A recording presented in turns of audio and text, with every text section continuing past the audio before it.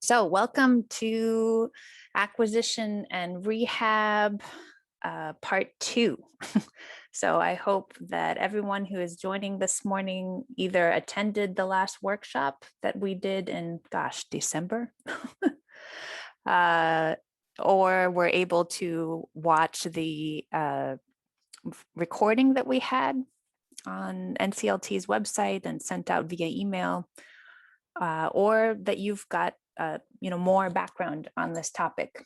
If you don't have any of those things or weren't able to watch or attend, you may be a little confused today, but we will do our best to keep everyone together and answer questions and keep everybody on the same page. So this is a part of the Community Co-Ownership Initiative, which started from a partnership between the Northern California Land Trust and the People of Color Sustainable Housing Network. And it is also a part of the California Community Land Trust Network's Community Land Trust Academy, which launched at the end of last year. And we're slowly rolling out different workshops about what it means to be part of a CLT, and the nuts and bolts around finance and building, but then also the very important community building side of things as well.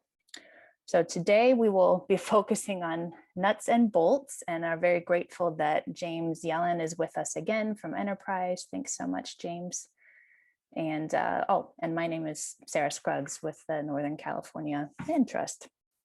I'm going to launch a quick poll. I know that people have been saying in the chat where they are from. So the poll today is asking, where are you connecting from today? So obviously it's California centric and focusing on some of the ways we talk about the areas where we live now.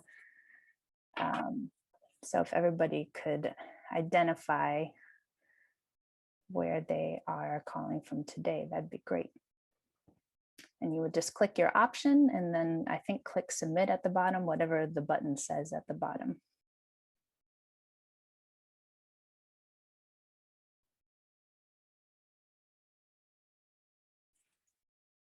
So I know sometimes these things, people have a tough time seeing them.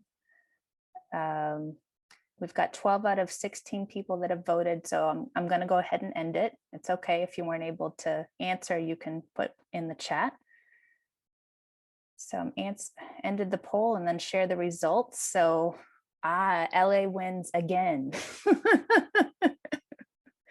LA always wins.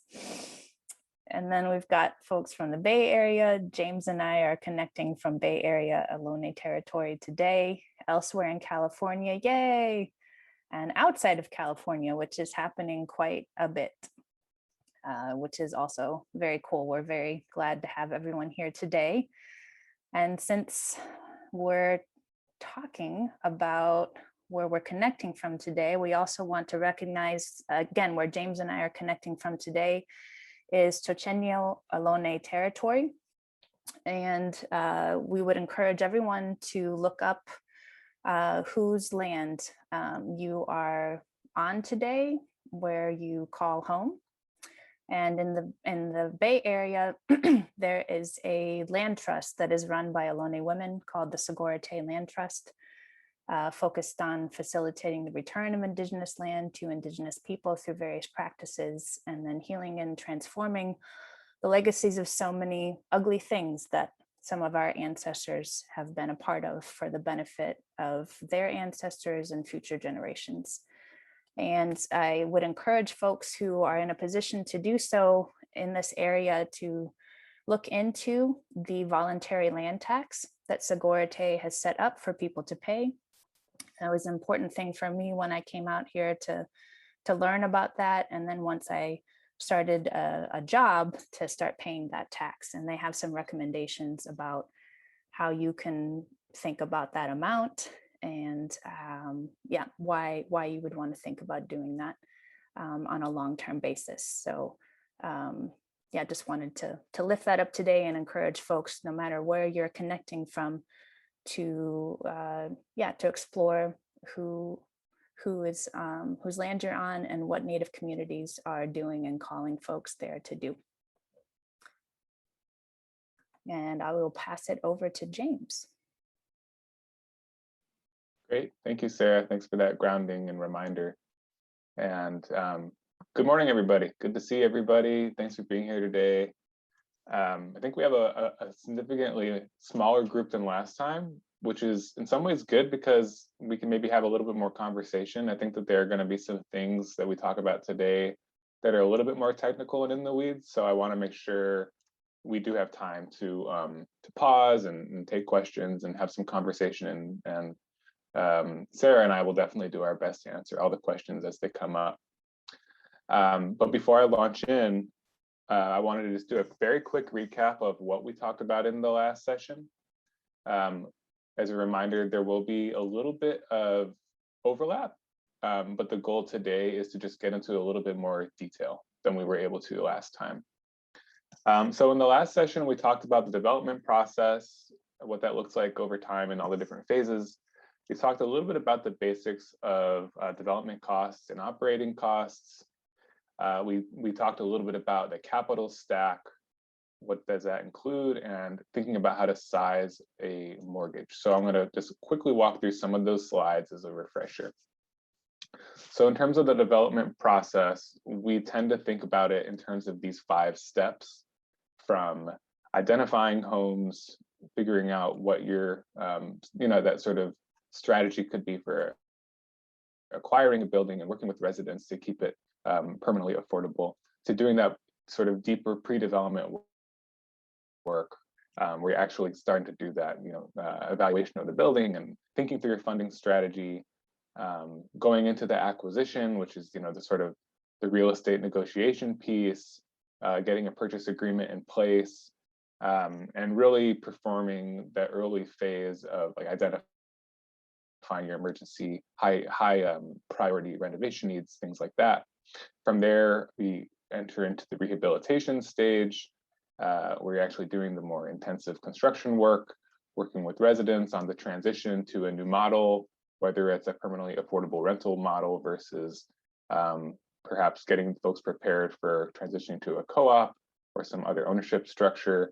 And then finally, stewardship is the term we tend to use for the long-term operations of the building, with an emphasis on that permanent affordability and trying to create a stronger sense of community, and really moving away from the sort of the way we think about housing in the speculative market to a more of a decommodified approach to housing, and stewarding the property as a community asset. And so today we're going to be talking a lot about, I would say, those middle 3. Those are kind of the focuses for today, which I'll get to in a moment. Again, when we talk about a development budget, there are a lot of different pieces of it. And this is one way to sort of break it down between hard costs and soft costs. The nice thing about today is that we're actually going to be using a real building with real residents that live there today that is currently going through a transition, where they've already acquired the building in Northern California. Land Trust acquired the building. There's discussion of what the future will look like, and Sarah's going to talk about that in great detail, from the pre-development through acquisition and rehabilitation, and thinking about the transition to cooperative. So we'll get into a little bit more of the weeds about what these different costs are, from hard costs and soft costs. Something we talked about in the first session was this difference between debt and equity. What are the key distinctions when we think about these different sources of capital that tend to make up the quote unquote capital stack. Just as a quick reminder for folks, when we talk about debt, you might also hear hard debt versus soft debt, which is an important distinction. But in whatever the case, debt is usually can be thought of as a loan that needs to be repaid on some schedule, and it's usually on a fixed amount with a fixed sort of what we call debt service, how much you're paying on a monthly or annual basis. This is the first priority for repayment, especially when we talk about hard debt. That is debt that literally needs to be repaid. This is the kind of debt that people might be more familiar with when you buy a home and you take out a mortgage. You know, you have the same fixed monthly payment you're making, and there's an expectation that you're going to be making that payment. If you do not, then you can enter into default, and there's a, you know, the whole line towards the whole the risk of foreclosure. That's typically what we associate with hard debt. Soft debt is the kind of debt that you can get from a public entity or perhaps a philanthropic entity or someone else that is willing to offer loan terms that are a little bit more favorable, a little bit more flexible. And especially when we're thinking about filling the gap, soft debt is one way to do that. And we'll talk about that later, what that really means in comparison, especially to equity, which is the more common source of gap filler when we think about real estate in the general sense. And equity, again, is a contribution that actually contains an ownership stake. It is tied to an ownership stake in the property. It is repaid at a lower priority to debt, right? So you're making your debt payments first, and what is left over typically is what goes towards the equity payment. So therefore it carries higher risk, but at the same time, typically has a higher rate of return to get equity investors interested. In the first session, we started to explore, you know, after you take out your loan, how are we filling the gap that remains? We talked a little bit about what is that gap, right? It's the funding that remains to be pulled together to pay for all of your costs after you've already figured out how much you can afford in a mortgage. And again, the mortgage being based on the rental revenue and operating costs. So after you figure that all out, how are we going to answer the question posed by that question mark in the slide here? Again, we're going to be talking about an actual project today, so not hypothetical, but actually looking at how did Northern California Land Trust pull together the various forms of funding that they needed to acquire the property that we're talking about today. So we're going to get more into this with that real example. And this sort of breaks down specifically what we'll be talking about. So I have this sort of broken into two halves. I think we're actually going to have two breaks, so it's almost like a three-parter today. But thinking about that first piece, really digging deeper into what's in a development budget, specifically on the rehab scope. So understanding the different parts of the due diligence process and how that informs the rehab scope, how that translates into development costs, as well as operating costs. So we'll talk about that a bit. We're going to talk more about the relationship between revenue and expenses and how that relates to your net operating income. And then in that second half, we're going to be diving a little bit more into the math behind sizing your first mortgage, getting into some of the common formulas that are used to determine how much of a loan a lender would be willing to provide. We're going to talk about the different ways to fill the gap that we discussed earlier, whether it's equity or public subsidy. What does that really mean, and what are the key terms? So there's going to be a fair amount of jargon at that point, just a warning, but it'll be fun. And then at the end, Sarah is going to lead a section on what it looks like to convert from a rental property to a cooperative.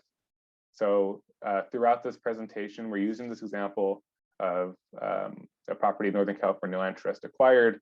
This is a specific model where a land trust is buying the building on the front end, stabilizing it, doing some of the rehab work, and then thinking about a conversion to a co-op down the line. There are a lot of other ways you can go about, preserving a property and moving to a co-op. There are lots of instances where the residents form a tenant association, formally incorporate as a co-op, and then go straight into the co-op once they pull together the financing.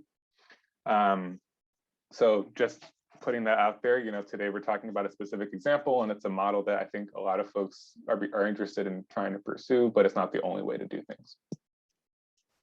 Anything else, Sarah, you want to hit on before I get us to our introduction to the Northern California Land Trust project?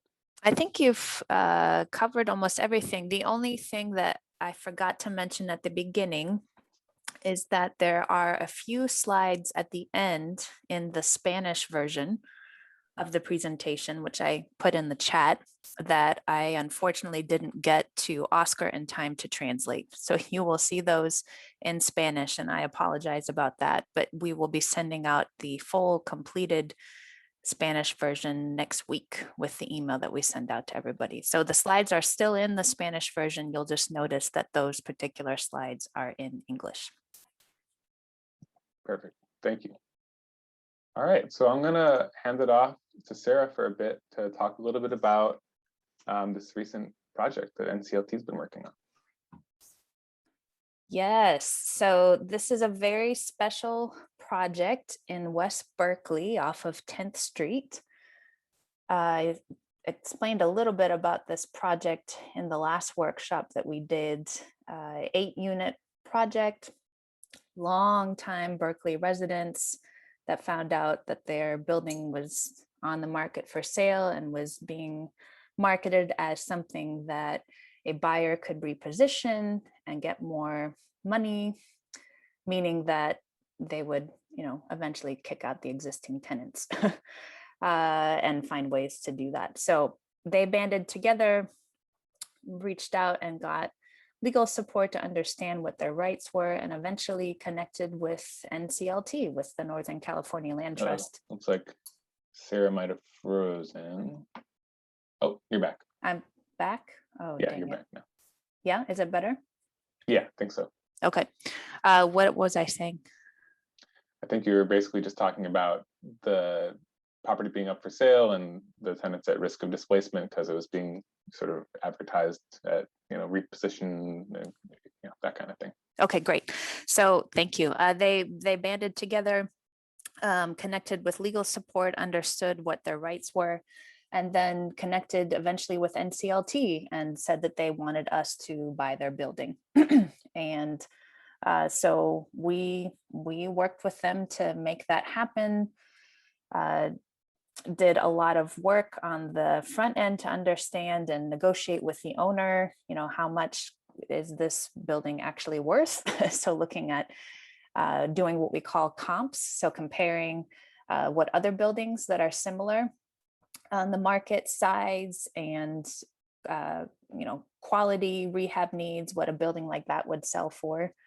And also looking at what are the rents that are coming in, what kind of money is coming in to support the debt that we would take on in order to buy this building, and then also doing work to understand the rehab needs that were needed. So James will go into that a little bit more, some of the reports that are done to assess rehab needs. This building, and when we did that assessment, we were told needed some moderate rehab. And so we're actually in the midst of doing that work right now. We are just launching that work. So there was the purchase of the building at the end of 2019. And then of course, COVID hit, which kind of pushed back the timeline for doing rehab and the timeline for talking about a potential co-op conversion. So the tenants wanted to first focus on, let's get the rehab done, let's stabilize the building, and then we will start talking about what it looks like to possibly become a co-op, which we think that they're well positioned for, just because they have good social cohesion and they're organized. So we'll see what happens on that front. And I'll pass it to James.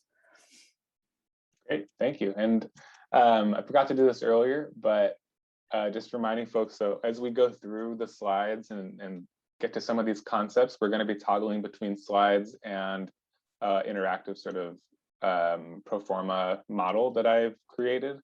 So what I did this time is I pre-populated that pro forma model with the details as close as I could get it to for this project. So I'm just going to toggle over to that really quickly to make sure folks can see this okay. I'll be zooming in and out of different sections of it. But so when we talked about some of those details on that slide a moment ago about the 8-unit property, you can see some of that reflected here. with a total 8 units and their different rent levels. We can see that the acquisition price was around $235,000 per unit, but then there are a variety of other costs that come into play, and that's what we're going to be talking about today. I'll get back to the slide. And again, let me know if you need me to zoom in or clarify anything as I go through it.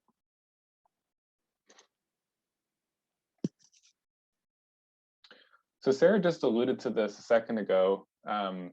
A major part of the process is doing what we call due diligence. And due diligence is basically another way of thinking about mitigating risk, really getting a sense of what are you potentially getting yourself into when you are looking to purchase a property. And this slide has a whole lot of stuff on it. We're not going to have time to get into all of it, but I think some of the pieces that are really critical that we are going to get into some detail are the capital needs assessment. And we'll talk a little bit about operating expenses.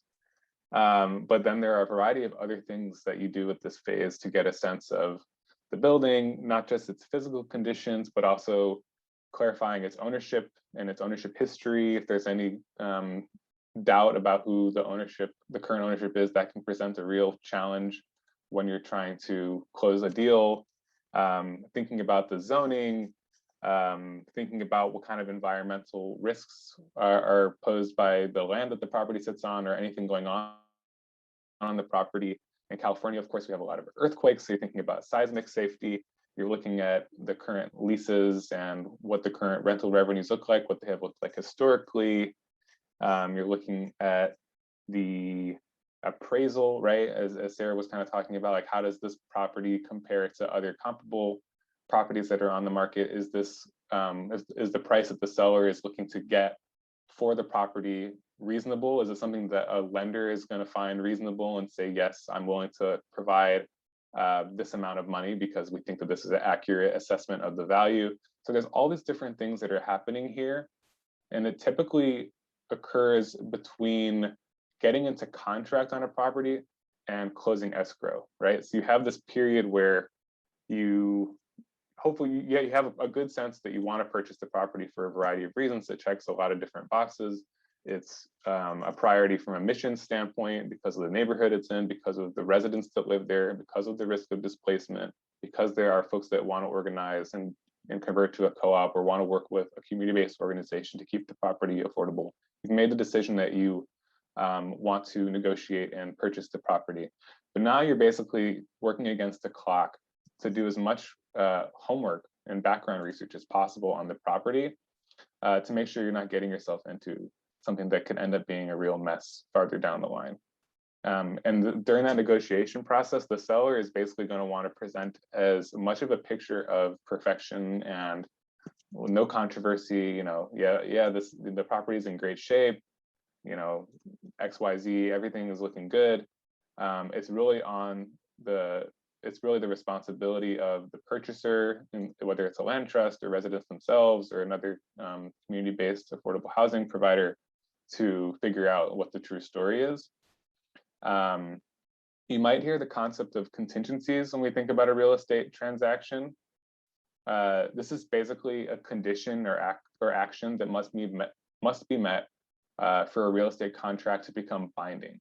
So when you have this period of 30 or 60 days, maybe 90 days between a purchase agreement and actually closing escrow and sending those funds to the seller, there are things that you're going to be doing during your due diligence phase that could come up against some of these contingencies, right?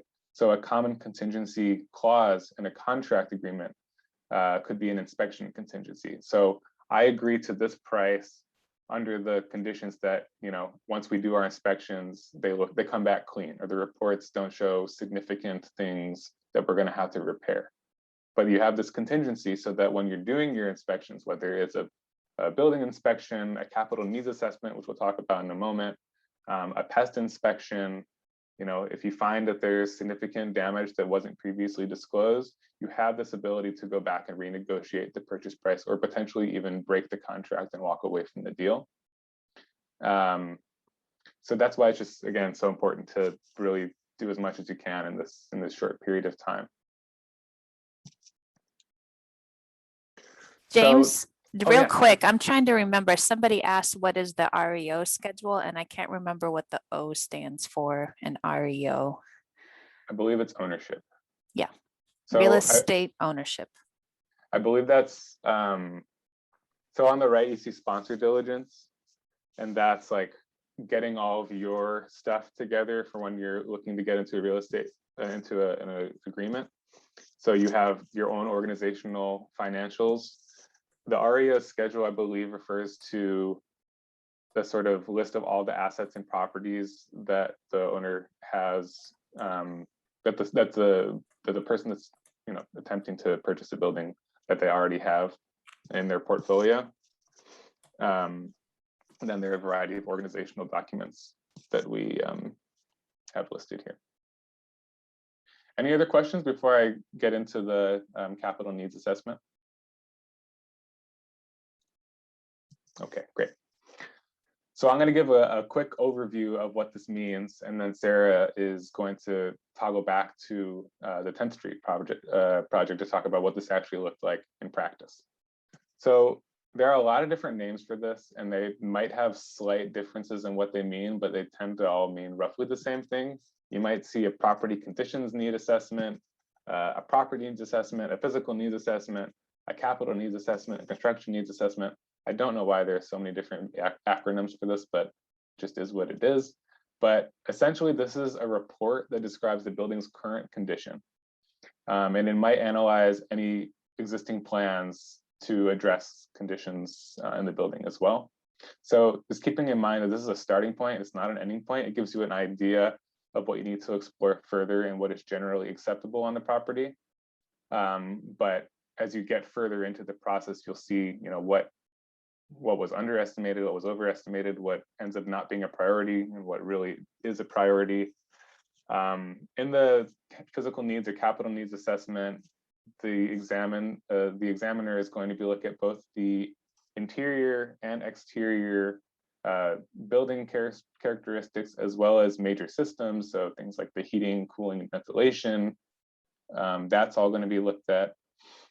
And as these different aspects of the building are assessed, the inspector will estimate what they call the remaining useful life of key features. So each piece of a property, each aspect of a property will be given a certain expected reasonable life. Like, how many more years is the HVAC system expected to be in good condition before it either needs a major repair or needs to be replaced? And as that assessment is done, it's going to inform an estimate of repair needs in the immediate, short term, and long term. So you can see some of those big cost factors on the right. ADA compliance is a really important one. A lot of older buildings that were built before ADA was the law of the land are not compliant, so they don't have proper accessibility, they don't have ramps, they don't have other features that are needed for folks with different types of disabilities. Those can be pretty expensive to incorporate into a rehab scope. Seismic safety upgrades, so soft story retrofits, anything that needs to reinforce the structure of a building to make sure it's going to be safe when an earthquake hits. You can see some of the building systems that tend to get looked at in this phase: the roofing, the electrical, mechanical, plumbing, structural, drainage. Bruce is mentioning in the chat fire sprinklers, which is a major one. Making sure there are fire safe walls. There are all kinds of different health, safety, and fire safety code compliance that has to happen. And it can be shocking to see how much some of these things can cost. On the subject of costs, keep in mind that the budgets that come out of the CNA are often quite a bit less than what an actual general contractor will price it. So a rule of thumb is to budget at least 150% and maybe even 200%, translating what the CNA says to the actual rehab costs. It's also possible that the lender or investor that's looking to provide some capital for the project will require that most, if not all, of the items are on the immediate list. You'll see this in a moment what this looks like, but the items that are deemed like they need to be addressed immediately, they'll need to be completed in the initial renovation plan, because these are things that pose potentially an immediate life or safety problem, or are just broken and impact the habitability of the property. Based on this initial report, you'll likely also need to do further reports. A seismic report, for example, is a totally separate thing. But you'll use this as a guide when you talk to your or work with your general contractor to explore it further. And then you'll just keep digging in and seeing what more needs to be done on the property. And I want to pause for a moment because I think there was a question. Yeah, the question from Jenny. Go ahead, if you could read it out. Sure. So Jenny says, as a tenant, I know things about where I live that the landlord ignores and does not deal with, like termites and other site problems. Will the inspector take tenant comments into account when doing the inspection? That's a really good question. I don't know, Sarah, if you've had any experience with that, where like the inspector will actually interview tenants to get their perspective. I'm not really aware of that, but yeah, it depends on, like when we did our property conditions assessment, PCA, that's another acronym. When we did our PCA, it included them talking to residents that had been part of kind of managing issues at the building. But that's because we asked them to interview those folks, because we knew that they had information that would probably be important. So it depends on the person who is paying for and hiring the company to do the assessment often.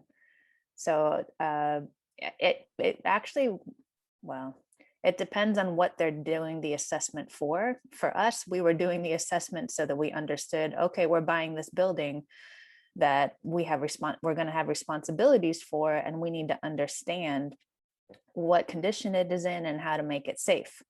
So we wanted to know everything. Jenny, it sounds like there may be a landlord who doesn't want to know everything, and they're just doing the assessment in order to check a box for whatever they need to check the box for. So you could try to give the inspector, when they're there, your comments. Yeah. And that may actually impact what they look at, but ultimately, and they have requirements of what they need to do as an inspector, but they are being hired by the owner. And there are things that are legally required to be disclosed if the seller is aware of them.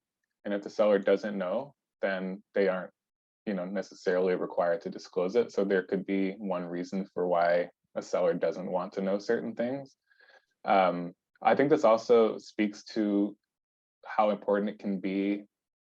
Ideally, the tenants being able to communicate with a community-based organization or community land trust before the property is purchased, or as the property is being purchased. Now, a lot of purchase agreements will explicitly prohibit contacting the residents or talking to the residents. But, there are so many different ways and channels that we can work together to understand what the conditions of the building are. We can use, work through partnerships with other community-based organizations. You can, to the best of your ability, have that dialogue with tenants before the purchase agreement is even made. So yeah, just this is some useful commentary we're getting in the chat about what this could look like and why it's so important. I'm just seeing if there's some other, what kind of companies do these assessments? There are companies that specialize in all kinds of aspects of this. There are folks that specialize in doing pest reports, folks that specialize in doing environmental reports, folks that specialize in doing sort of the engineering and seismic safety studies and things like that. So lots of different firms, and then firms that do the sort of broad physical needs or capital needs assessments as well. Let me see if there are any others. Yeah, there's the question at the end, which kind of goes into what somebody was asking about, how long does it take? What if the property is being listed or sold as is? If you're getting a loan, the lender is going to want to see an assessment in order to make the loan. Mm-hmm. But that gets to a good point, which is one, not everyone is going to take out a loan to That's true. purchase a property. So if you're competing in a really hot market and you have cash investors that think that there's quote unquote upside, and they don't care about the conditions of the property because the land itself is very valuable to them because they want to demolish the building and build some new luxury condo or whatever it might be. That puts a group like NCLT or another community-based group at a competitive disadvantage, which again points to the value of having something like a TOPA or a COPA tenant opportunity to purchase act. But yeah, so advertising it as is also just a signal to anyone that's looking to make an offer that they're not going to want to have any contingencies in the negotiation. They want to be able to sell the property without any sort of delay or negotiation about the property conditions. It's all going to come out into the purchase agreement and any addendums to the purchase agreement. I'm going to keep going because I think it'll be good to ground this in a real life example. So Sarah can talk a little bit about what came out of the 10th Street property conditions assessment. Yes, thank you. So this is a page from the actual property conditions assessment, which we had done as part of purchasing the property. So you see all these different systems that are listed there.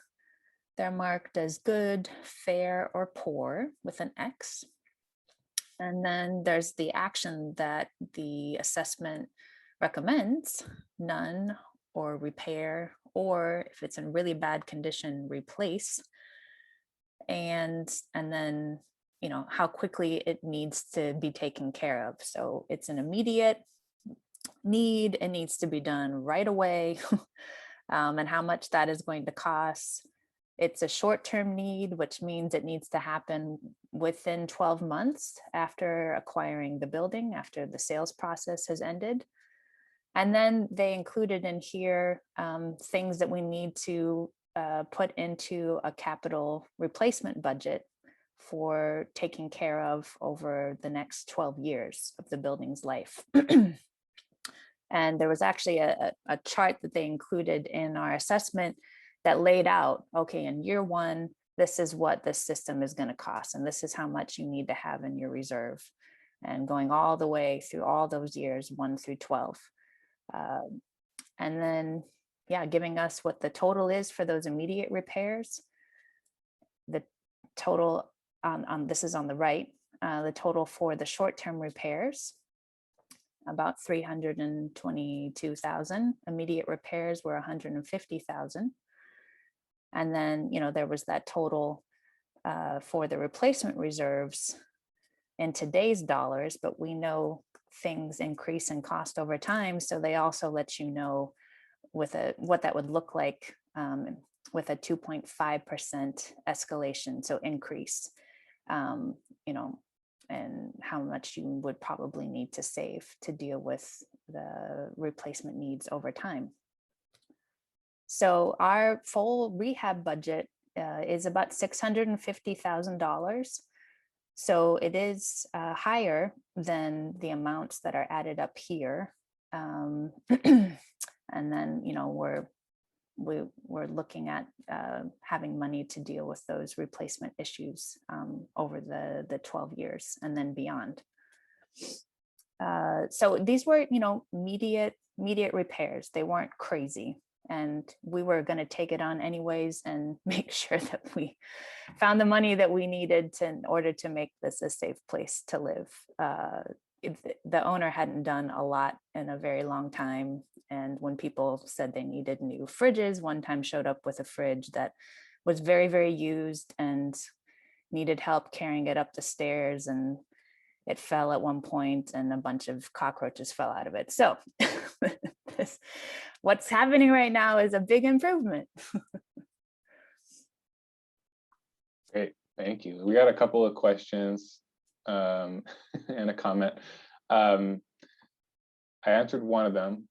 I think that those numbers on the left-hand side refer to sections of the report itself where you can get more detail. Yes, that's correct. Yeah, so the P&A or CNA, this what you're seeing here, and this gets to FISA's question. This is these like tables are pretty standard issue tables. Sarah, you didn't make that table. That came out No, of the that actual was slide. in what they submitted to us. And so Yeah. this was the summary that we can just look at, and then they detail each section like in writing and anything else that we need to know. Right. So this is an example. This is literally from a CNA. You'll see very similar tables like this for any capital needs or physical needs assessment. And then, yeah, as Sarah was saying, when you actually go through the document, they'll describe in great detail, you know, we observed or inspected these units, the unit 1 and unit 7 had these issues, you know, all that kind of stuff. And then descriptions of the building exterior, the structural conditions, things like that. They might even include photos. So it's very detailed. Can you tell us what you used and what that cost to do? Oh, who you used. Great, Sarah's answering that one. Okay, so I'm going to move on just in the interest of time, but feel free to keep adding questions and we'll do our best to answer them as we go or following up. So we kind of just talked about this, but the point again here is you're taking a look at what the CNA told you about the immediate needs, the sort of short-term needs and things that need to be addressed in the next year or two, and then the long-term needs. And as you're thinking about your rehab scope, you're trying to figure out, you know, what do you actually need to prioritize? So you're not just looking at the CNA, you're looking at some of those other professional reports that we talked about a moment ago, the PEST report, the seismic safety study, any other sort of environmental study that has to happen. You're hopefully working with and listening to the tenants as well to get their insights on what the most important aspects of the building conditions are for them. And then you're actually going to go ahead and put together that scope of work, ideally with a general contractor that can actually translate some of those line items into real invoices and real estimates of costs. The right side of the slide just lists some of those high priorities. And I think a lot of this would be intuitive, but obviously you want to address aspects of the building that are of immediate importance in terms of life and safety. So anything like a broken railing or fault, if there isn't a sprinkler system or there's a broken sprinkler system or something that would increase the risk of residents being harmed or residents somehow being exposed to environmental or other sort of toxic things on the property, those are going to be the first things that you want to repair. Also anything that affects sort of the building in terms of the structure as well as the operations. So we'll talk about this in a second, how you know, there is this aspect of things that you can address on the front end will actually potentially lower your operating costs down the line. So for example, weatherization or doing things to improve the efficiency of heating, energy use. They might involve some high costs up front when you're doing your rehab, but that might be the best time to do it when you're already working on the building for a variety of other reasons, sort of doing as much as you can at once. And then you're, you know, hopefully bringing down operating costs in the long term. And then unfortunately, you know, a lot of the things that I think tenants really want to see, so like new appliances or things that improve the aesthetics of the building, as important as those can be, unless you have a really generous rehab budget, it can be hard to get to all of those things. And sadly, and from what I've seen, and other folks might be able to chime in, but sometimes those are the kinds of things that either have to be revised or removed from a scope. But ideally, you are also able to get at some of those things that improve the quality of life and the sort of look and feel of the building. And I want to pause for a moment because I do see a couple questions. Yeah, there was a question about the cost of the assessment, and I'm trying to actually pull up and find that, but you might actually have it in the pro forma, but it might not be spelled out. So I'll get that for folks. I can toggle over to the pro forma actually really quickly. And again, this isn't like a real life pro forma. This is a very, very condensed version. But what we've talked about now is the acquisition price, just collapsing all of those rehab costs into a per unit amount. So in this case, it's around $80,000 per unit. And then you have a variety of fixed costs. And these numbers are going to change building to building, but these are sort of typical or average costs for all the permitting, all the architectural and engineering work that might need to happen, the studies and surveys. So that's some of that due diligence work that we just talked about. All these costs coming in together. And then you also see these contingencies, which basically means you have to set aside a certain amount of money in your development budget for the event in which costs that you assumed at the front end actually end up being a lot higher in real life. So this is sort of building in a buffer for that. But yeah, again, these are sort of general, sort of generic costs, not the real life ones. So just a grain of salt with that. Great, and then there are some questions about, yeah, do inspectors have specific geographies that they work in? And yes, that is typically the case.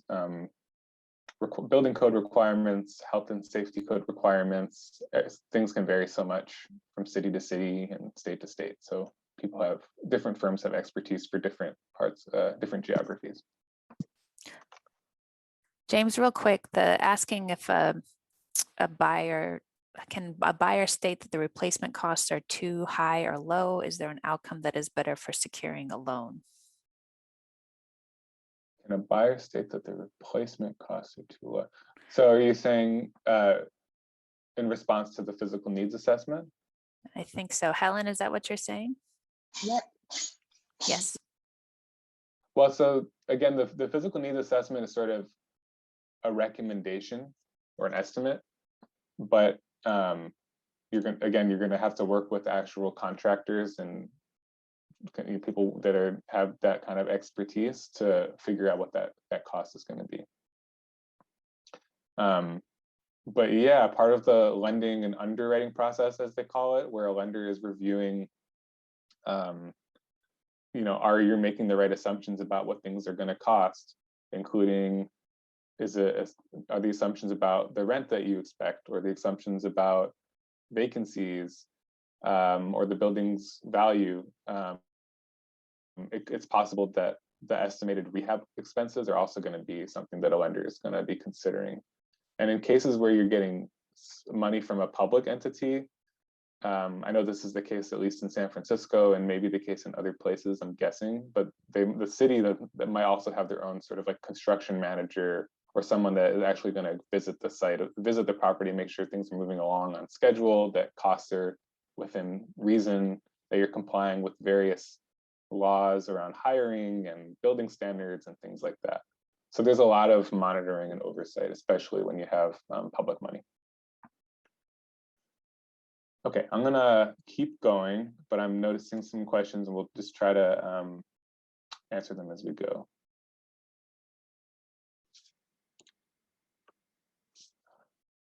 So Sarah's going to take this one, I think, about energy efficiency upgrades that might be available or might be prioritized at the front end. Thanks, James. So I got these from my colleague Diana, who focuses on energy efficiency and sustainability for our projects at the Northern California Land Trust. These are just the programs that are offered by PG&E. And there are things that are focused on multifamily properties on the left, and then on the right that are typically focused on individual households. So there's a lot of different programs. Some of these have specific income requirements and eligibility requirements around household size. I wanted to let you know on 10th Street what we've focused on. So solar, I was looking at a report because we want to put solar on the building, and we baked that into the cost of the rehab. And so the solar, and we're getting grants to cover a lot of this, although there are some tax incentives from the state. But the solar, at least what I saw, was about $68,400.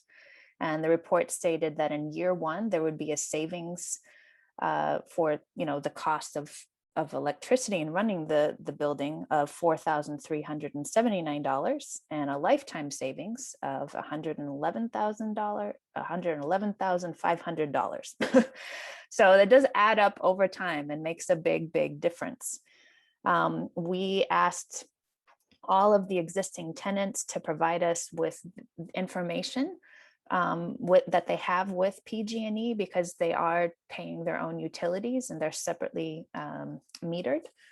And so, we wanted to collect that information and use a benchmarking tool that PG&E has, and some tools that Energy Star has to understand what's happening energy-wise with the building, how much is it costing, with the goal of improving energy efficiency and lowering people's utility bills.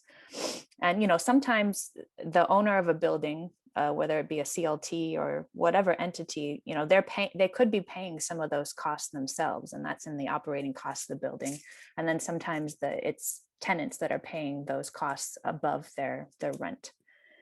And then we also sent information to the tenants about how they could apply for the PG&E ESA in-unit program.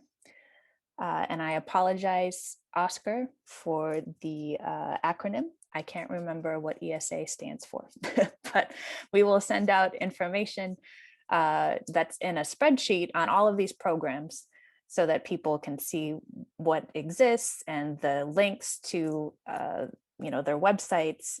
And so we sent that information to folks so that they could apply and possibly get reductions in their monthly bills that are being sent to them, so they continue to pay less. Great, thank you. And just to address a couple of quick questions from earlier, someone asked about, when going in for a loan, what are the most concerned, what are the lenders most concerned with as far as rehab? I'm not an underwriter, so I can't say for sure, but my hunch is it's going to be those life and safety upgrades and anything that could impact the habitability or occupancy of the building or put it out of code compliance. Those are going to be the priorities. And do you ever use a 203K? I assume that's referring to the a kind of loan, like I think that's a FHA rehab one, and that's for owner-occupied buildings. So up to 4 units, I think. Oh, it is up to 4 units. As I've long never. As the owner lives there. Oh wow. Okay. There isn't a commercial version for it? I'm not aware of that, not for that specific loan program, but there might be other programs. But yeah, unfortunately, a lot of the loan programs, like federally backed loan programs, Or for 1 to that 4 are lower units? cost, or for smaller, non-commercial 1 to 4 units. Okay, thank you. Yeah, no problem. Okay, extra spell. Okay, Energy Star assessment. This is great. We're crowdsourcing information. So Energy Star assessment is what ESA stands for. Thank you, Jenny. Okay, moving on. Thanks for all the good questions. So we talked about this a little bit, so I'll try to be brief. But again, there is this interplay between the conditions on the building and the things that you're trying to address in the renovations and the operating expenses. So, and this as a reminder, like, why is that so important? Well, if you can bring your operating expenses down, that it would increase your net operating income, and that could potentially mean you could take out a bigger loan, right? So, in addition to the sort of the environmental reasons for doing those types of repairs and upgrades that Sarah was just describing, there are also ways that could translate to your ability to actually finance the property and shrink the gap. So these are just some of the factors that go into that. So the age and condition of the building could impact, and even the type of building, right? If there are certain buildings that were built in certain eras with certain construction methods, there are things that could be known about the typical maintenance needs that they have in the long term, how often certain features like shingles and other things like that need to be replaced or maintained. It'll impact the property management and staffing needs. So thinking about the size of the building, the kinds of features it has, and how often they'll need to be maintained or replaced. That could impact how you approach, if you need an on-site property manager, you need to make sure that you have maintenance staff at the ready. If there are resident services, so if the development is serving certain populations that have service needs, so people with substance abuse or substance dependency histories, other sorts of services that you might want to bring on site, mental health services, things like that, those could impact your operating expenses. And then there's the property taxes. And we're going to talk about that in a moment. Something called the welfare exemption, which is a California state law that impacts how much property tax you might need to be budgeting for. And on the right, there are some of the common gross revenue factors. So thinking about the income of tenants and the likely rents that you'll be receiving from the units in the building, versus what's currently there and what's targeted in the future. We'll talk about that with the 10th Street property, how that looks. And then thinking about vacancy. So, you need to bake into your assumptions a certain percentage of the units are going to be vacant for a certain amount of time. A common assumption is around 5%. But if you think about a smaller property, for example, a building with 8 units, if one of those units is vacant, that's what is that? 12, 15%. It's a certain percentage that's going to be higher, right, than a unit being vacant, one unit being vacant in a 50-unit building. So there's those kinds of considerations that you're making, and all of that is going to impact your revenue, and relative to your expenses, it's going to impact how much loan you can take out.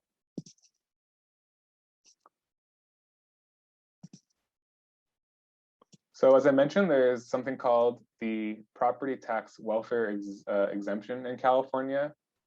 And this is basically a state law that says that for residential properties that are owned by eligible community serving entities, and that are restricting the units to people of a certain income level.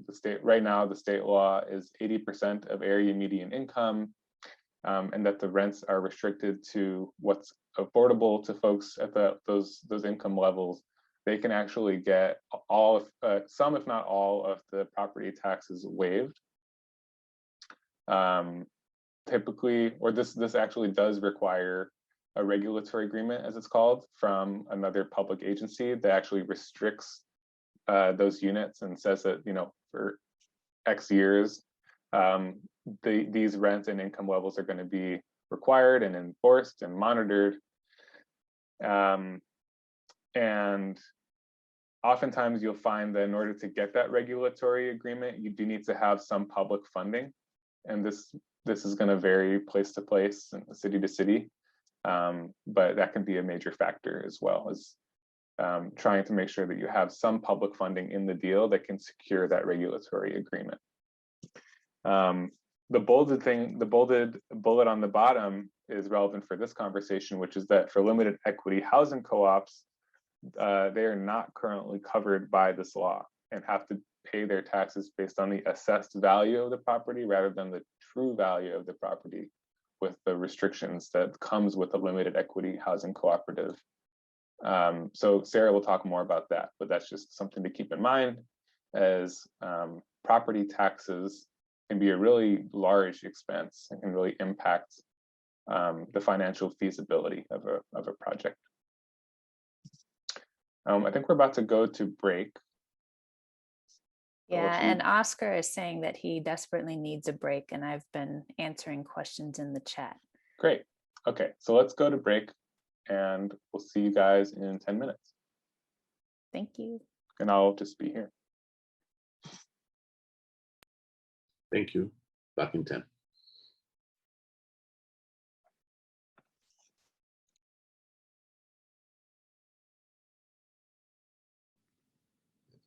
Hi. Well, I guess everybody needs a break.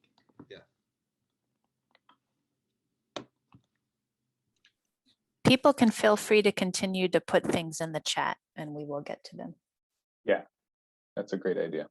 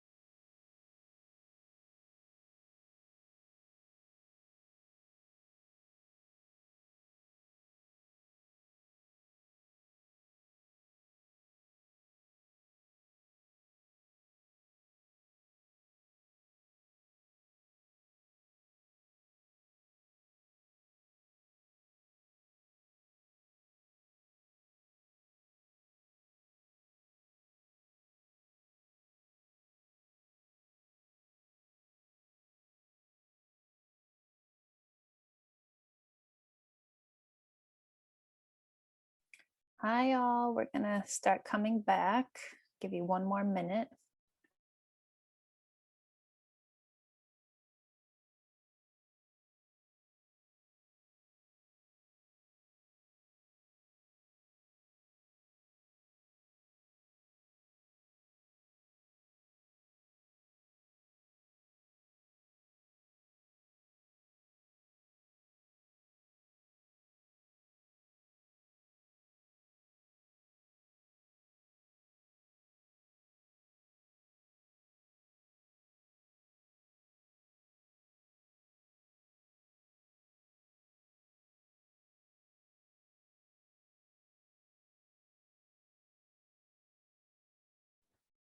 Okay, Oscar. Oh, I am here. okay, great. I was All right. just writing something for you in the chat that they Yes, I have see it. Okay. I'll keep an eye out. I'll continue to try to slow down. We might need to take fewer questions if we want to try to cover Yes. all of the material, but don't worry about that, because whatever questions we can't answer today on this, in this session, we can always try to follow up and have, continued conversations about this. I know there's a lot of content, and there are probably things that people have questions about that others might be better able to answer anyway. So just putting that out there. I am trying to look through quickly some of the questions that were put in the chat on the break. Good question about people that take advantage of the low-income housing tax credit that aren't actually mission driven. There are efforts to regulate that, but let's put that, we can talk about that on the side at some point. Short answer is yes, but probably not enough. Okay, great. So can folks see the slide again? I think I shared the right thing. Let me know if something isn't coming through for whatever reason, though. It says 10-minute stretch break. Okay, perfect. So that 10 minutes is now over. Okay. We're back into the fun technical stuff. So for this next section, when we talk about some of the math and trying to bring some of these concepts to life, I'm going to be going back and forth with the spreadsheet that I showed earlier. Again, just let me know if anything is too small or needs to be zoomed in, and I'll do my best. So we talked about the project development costs. We talked about operating costs. We got a little bit of a sense of what this has looked like with the 10th Street property that Northern California Land Trust purchased. And now let's talk more about this question of sizing a loan, which is the first thing you're trying to figure out based on your operating expenses and the projected revenue. And then from there, we can figure out the gap. And we talked about this a little bit in the first session, so I'm gonna maybe skim over certain things and really try to focus on technical details that we didn't get the chance to talk about in the last session. So net operating income is an NOI, is as it's referred to in shorthand, is a really important concept. It's as this slide sort of shows, it is what is left over from your revenue after subtracting out the various costs, these operating costs, vacancy loss, property taxes, etc. When a lender is looking at providing a loan for a housing development, there are two primary ways that they'll determine how much they can lend. These aren't the only things that they look at, but they're just some of the most common. The one on the left tends to be the more limiting factor and maybe is a bit more of a technical factor. So I'll talk more about that one. And that is the debt service coverage ratio. So going back to this concept of net operating income, A debt service coverage ratio basically is just this ratio here of net operating income. So again, what's left over after you've subtracted out your operating costs relative to how much debt service you're going to be able to pay on an annual basis. So toggling over to the spreadsheet really quickly, we have all of our development budget. We have our expected operating costs over here and all the sort of different pieces of that operating budget. Repairs, marketing, addressing turnover, insurance on the property, making sure that you're making regular installed payments on the replacement reserves for future building upgrades and replacing appliances, etc. All of that factors into your operating costs. Here we have the actual unit mix for the 10th Street property. Remember, it's an 8-unit building. It's a mix of 1 and 2 bedroom units. There's a wide range of rents, and they're sort of at different affordability levels. You have some very low rents from folks that have been in the building for a longer time, perhaps. You have some low medium rents from maybe more recent residents. And then there are several units in this building where folks have a Section 8 voucher. And that's actually what allows them to afford some of the higher rents that you see here. So in sum, those 8 units, bring in around $170,000 annually. And so let's go over to the model, the operating pro forma, to see how this relates to NOI and how much debt a project can support.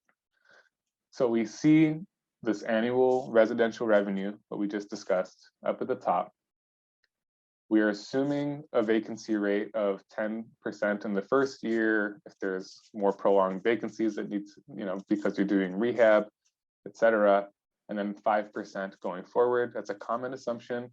So that results in a vacancy loss that you see here. All of the things that are highlighted in red are being subtracted from this top number in green.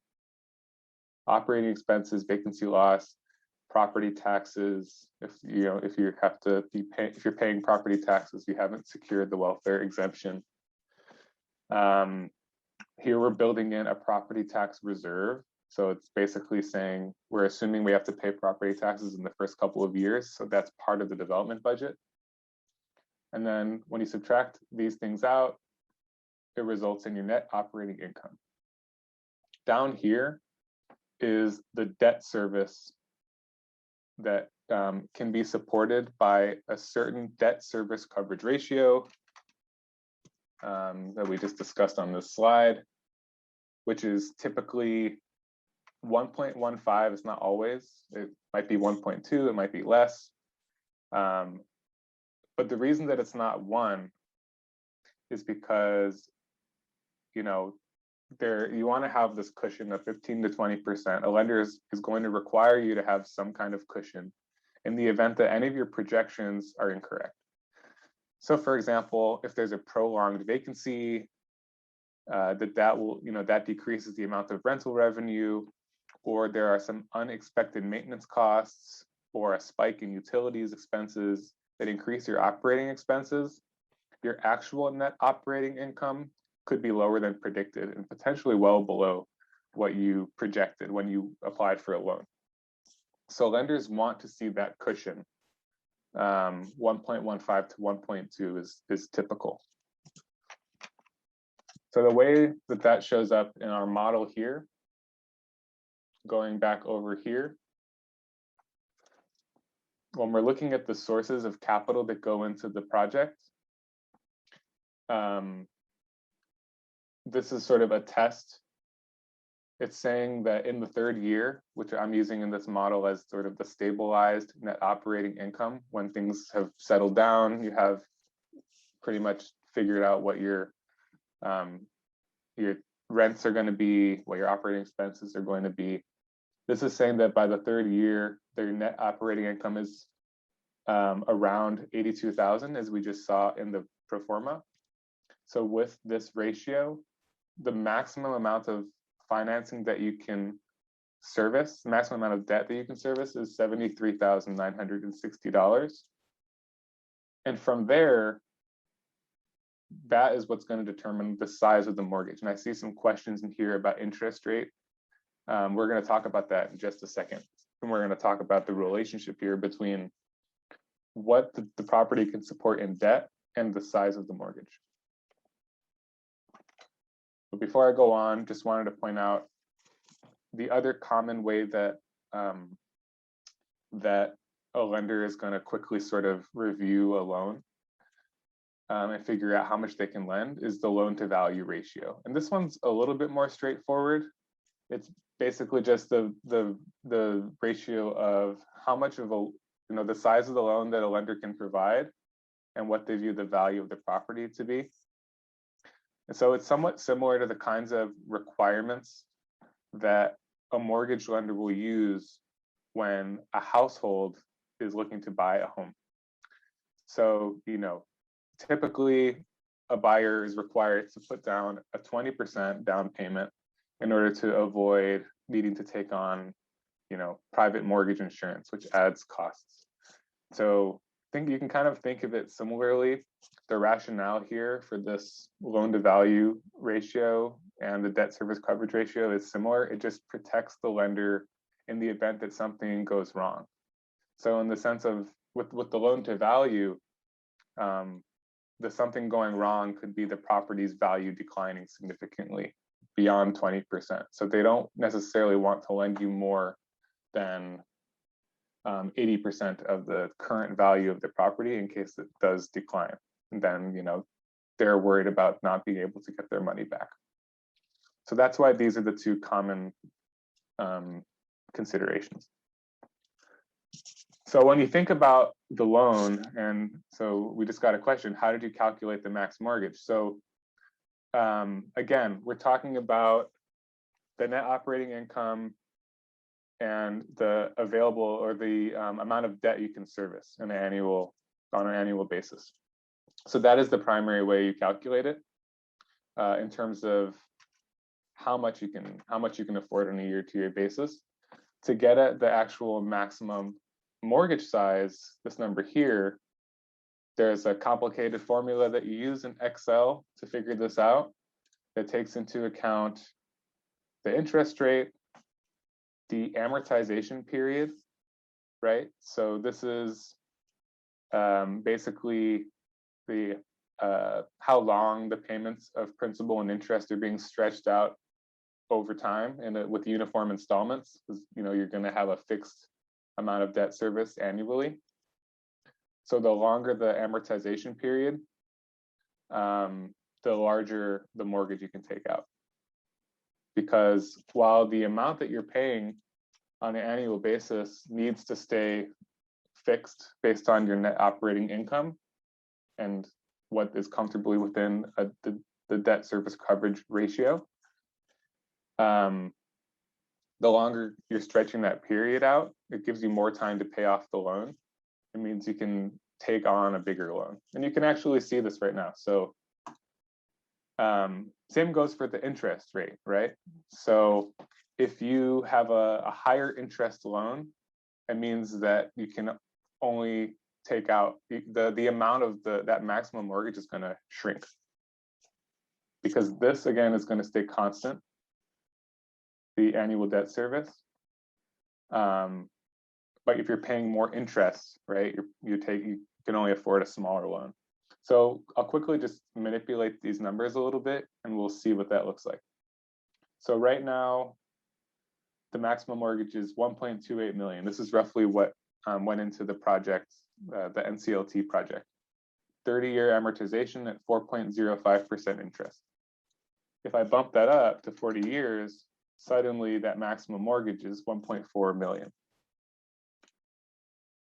Conversely, if I bring that down to 20 years, that shrinks the amount of the mortgage because it means that it has to be paid off over a shorter period of time, but with the same amount of annual debt service. Same goes with the interest rate. If I bump this up to 5%, you can see that the maximum mortgage goes down. If I lower it to 3%, the maximum mortgage goes up.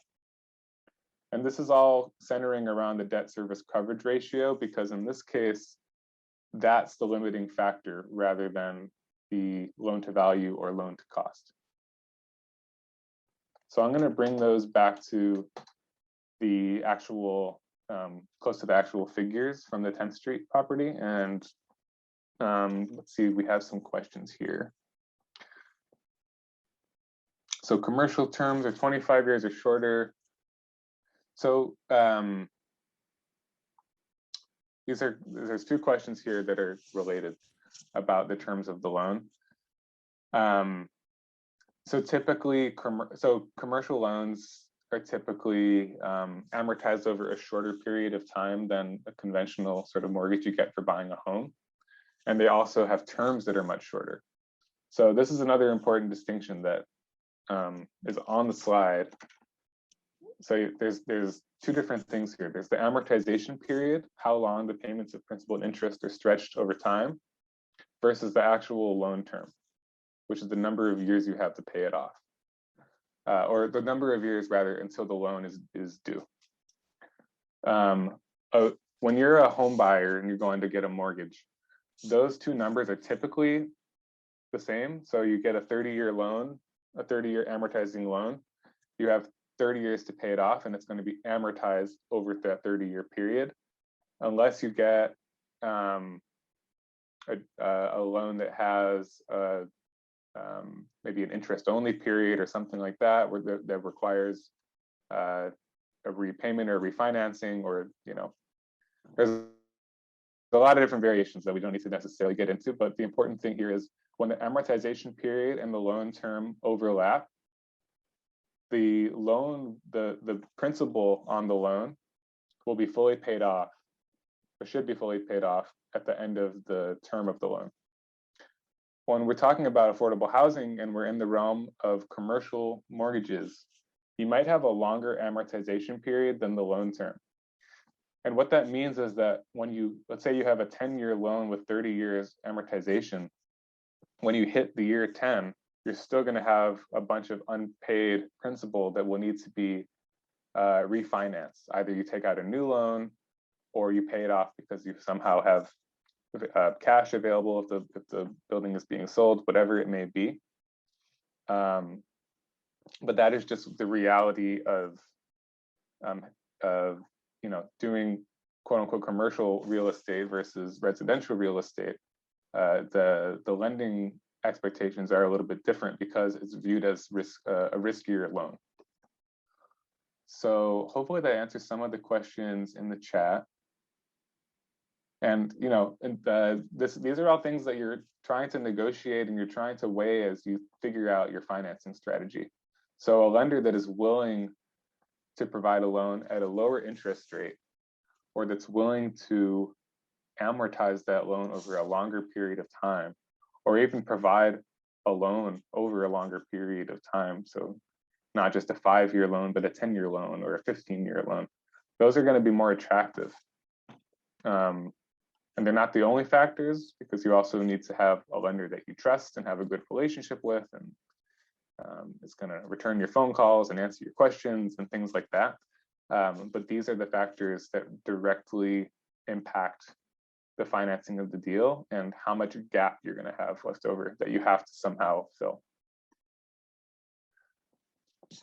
So I'm just trying to check the activity. Sarah, since you've been looking at the chat and answering the questions, are there any that we want to jump in on? Yeah, there's a lot going on here. I was just going to answer the question about, if the tenants have a mix of incomes, it's harder to find a community development finance institution that will help. It is harder because CDFIs often have incomes that they're trying to target with their loans, but it's not impossible. It depends on the income mix of the group. So I know that there are a lot of options out in Washington, D.C., where I moved from.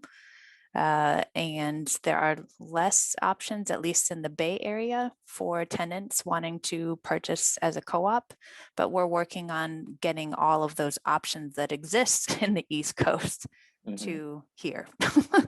So I would say stay tuned. Yeah. So all these factors that we Sarah just mentioned and that are being mentioned in the chat impact what kinds of loans you have access to and the willingness of lenders to make those loans. So there's a question about the presence of a CLT in the transaction. It does affect the process for getting a loan in the reasons that we discussed, right? Because a CLT is only going to have access to commercial loans. And it's possible that there are lenders that are unfamiliar with the model that might be less comfortable with making a loan to a community land trust. I think and hope that that is changing. Like, I think that there is more awareness of the model and familiarity with it, but it really all comes down to the lender's assessment of riskiness, the lender's assessment of, you know, how can I get paid back, and how can I make sure that while I have this loan out, that these regular payments are going to be made. CDFIs, community development financial institutions. So Enterprise is a CDFI. There are many, many more of them around the country. They are specifically, you know, mission-driven lenders that are designed to make loans to these kinds of deals. But at the same time, there could be trade-offs because they tend to have higher interest rates to account for the fact that CDFIs themselves are borrowing money, typically from banks and other lenders, and then they have to lend it out directly to deals, to projects that the bank otherwise wouldn't make a loan to. But because they play this sort of middleman role, they have to be able to pay themselves and account for their own risk. So that's why the interest rate from a CDFI might be a bit higher. But again, this all varies very much on the terms of the property, what kinds of capital the lender has access to, etc. Scanning through some questions. I think in the interest of time, I'm going to try to move on. Some of these questions might actually get answered later as well. Are there any other questions about what's on the screen right now? Because I'm actually about to start talking about filling the gap in a second. And feel free to also just unmute and ask at this point. Okay, great. So again, these are all the sort of loan factors that we're considering. Another thing you got to think about are the fees and costs. So anyone that's providing capital is likely going to have their own fees. There's like a loan origination fee, an application review fee, paying for all the legal costs that come with that. So you got to factor that into the development budget. And in my model that I've been going back and forth between, it's in there. But it's just another thing to consider when you're looking for a loan. How does the lender structure their fees? So we know how much loan we can take on. In this case, $1.28 million, but we still have a gap, a pretty significant gap actually. So taking a look here, the total development cost, once you factored in the purchase price, the rehab, all of those soft costs we discussed earlier, the due diligence, the various tests and the evaluations that you have to pay for, gets you to 3.24 million. The sponsor in this case, and Northern California Land Trust, was able to contribute around 225,000, 226,000 into the project. You've secured a loan from a bank. They're committed to provide financing of around 1.28 million. And in this case, without getting into the weeds, there are some other sources that NCLT had access to that total around $160,000. but you still have this gap of $1.57 million. And that's almost half of the total cost. So how are we going to pay for the gap? It's almost $200,000 per unit. Well, one way to pay for it is by using equity. And we talked about equity a little bit earlier. So equity is an investment that is looking for a return, and that return is going to be based on a couple of different things. So one kind of return is called cash on cash. Cash on cash refers to, so this is where we're getting into the real estate jargon. Cash on cash refers to the portion of the return on investment that comes out of the cash flow of the property. So it comes out of any revenue that is left over after covering all the operating costs and your debt service. So remember, the equity portion gets paid back last. It's the lowest, it's a lower priority than your lender that has, that's provided you with a senior mortgage. But in return for that, they're gonna expect more, a higher rate of return. So after you've subtracted, after you've accounted for your operating costs and your debt service, you have what's left over called cash flow, and that is going to factor into the rate of return. So the cash on cash is basically this annual cash flow divided by the amount of money that is provided as equity. The internal rate of return, IRR, is another way of calculating projected return on investment that combines cash on cash, what we just went over, with any proceeds from a future sale or refinance of the property. So it's a similar type of thing where you're taking the cash on cash, what's left over every year, plus the difference between the sale price, a future projected sale price, and any unpaid mortgage or debt that you have on the property, that difference that could go to the investor. And that's going to come together to determine what is their internal rate of return. The cap rate, and I'm going to show what this all means on the spreadsheet in just a second. The cap rate is it's a simple ratio. It's a net operating income, NOI, divided by the property value. It's used as a form of sort of real estate valuation to measure different real estate investments with, different cap rates tell you what the expected return could be in a very sort of quick, you can look at one property that's got an 8% or 8% cap rate and another has a 5% that tells you different things about your investment.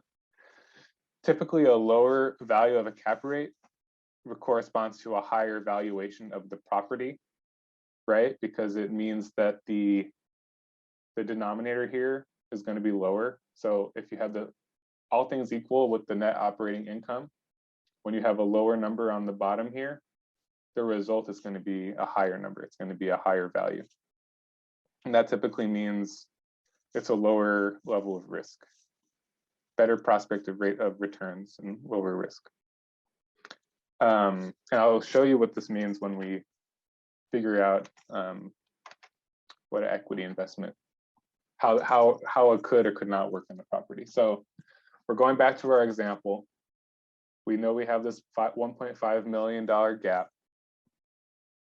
Let's see what happens when we toggle on equity as the source that's going to fill the gap.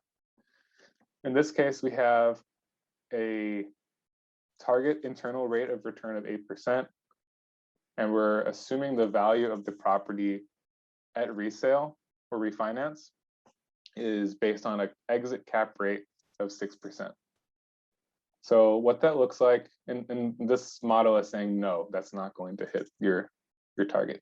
So what does that look like in practice? So we've kind of walked through these lines up here. We've talked about how much net operating income you have, how much debt you can service. We've secured our loan. you're seeing this number go down over time because the principal on that loan is you're paying it off slowly. And now down here, you have your calculations for equity. And so the cash on cash return is based on the cash flow.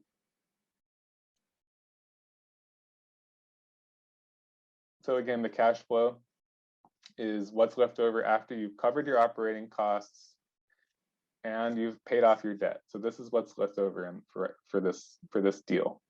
$8,000 in year 2, a little closer to 9,000 in year 3, etc. The cash on cash return is this equation here that takes the cash flow, it adds it up, and it divides it by, it takes the amount of money that the equity investor has put into the deal and divides it by this cash flow. And so it's 0.5% in the second year. The internal rate of return basically adds up all of this cash flow over the period of the investment. And then at the end, it adds in any sale proceeds from selling the property. And that sale price, again, is based on the cap rate, which is this figure that we put into the model over here. So I know this is a little complicated. I want to make sure we get to the subsidy piece, so we're going to move on in a second. But in short, this deal would not work for a typical equity investor that's looking for a rate of return, an IRR of 8%. And in fact, based on the assumptions we're making here, they're actually looking at losing money rather than making money on this deal. Because with the rents as low as they are and the cost of buying the property and the operating expenses that we're assuming, there's just there's very, very little left over to repay any investor.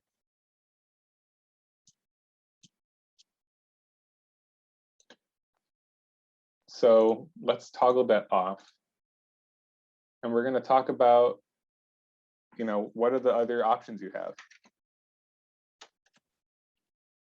Oh, I guess I kind of talked about some of this, but so this is just some of the basic considerations for an equity investor. And hopefully this answers some of the questions going on in the chat now. So they typically, a typical scenario, the equity will cover between 25 and 40% of the deal. The rest of it is basically going to be covered by debt and whatever other money the project sponsor can put into the deal. 8% in IRR, that assumption we're using, is actually below market. So in a lot of real estate deals across the country, an equity investor could be looking at something like 12% or 15%. 8% is the target for the kinds of equity investments that enterprise is able to do. We have an equity fund for housing preservation, for example, and that's the target for that. And even getting to that at 8% return expectation is challenging. So in that case, we had a socially motivated equity investor, which was Kaiser Permanente. But most equity investors are not going to be socially motivated. If you can work with philanthropy or other socially motivated entities, you can try to bring that rate of return down. But again, because that money is not guaranteed to be repaid, unlike a loan, it's hard to get people to want to provide equity at less than this rate. Because you also have to factor in the fund manager's costs to review and basically do asset management over the course of the investment.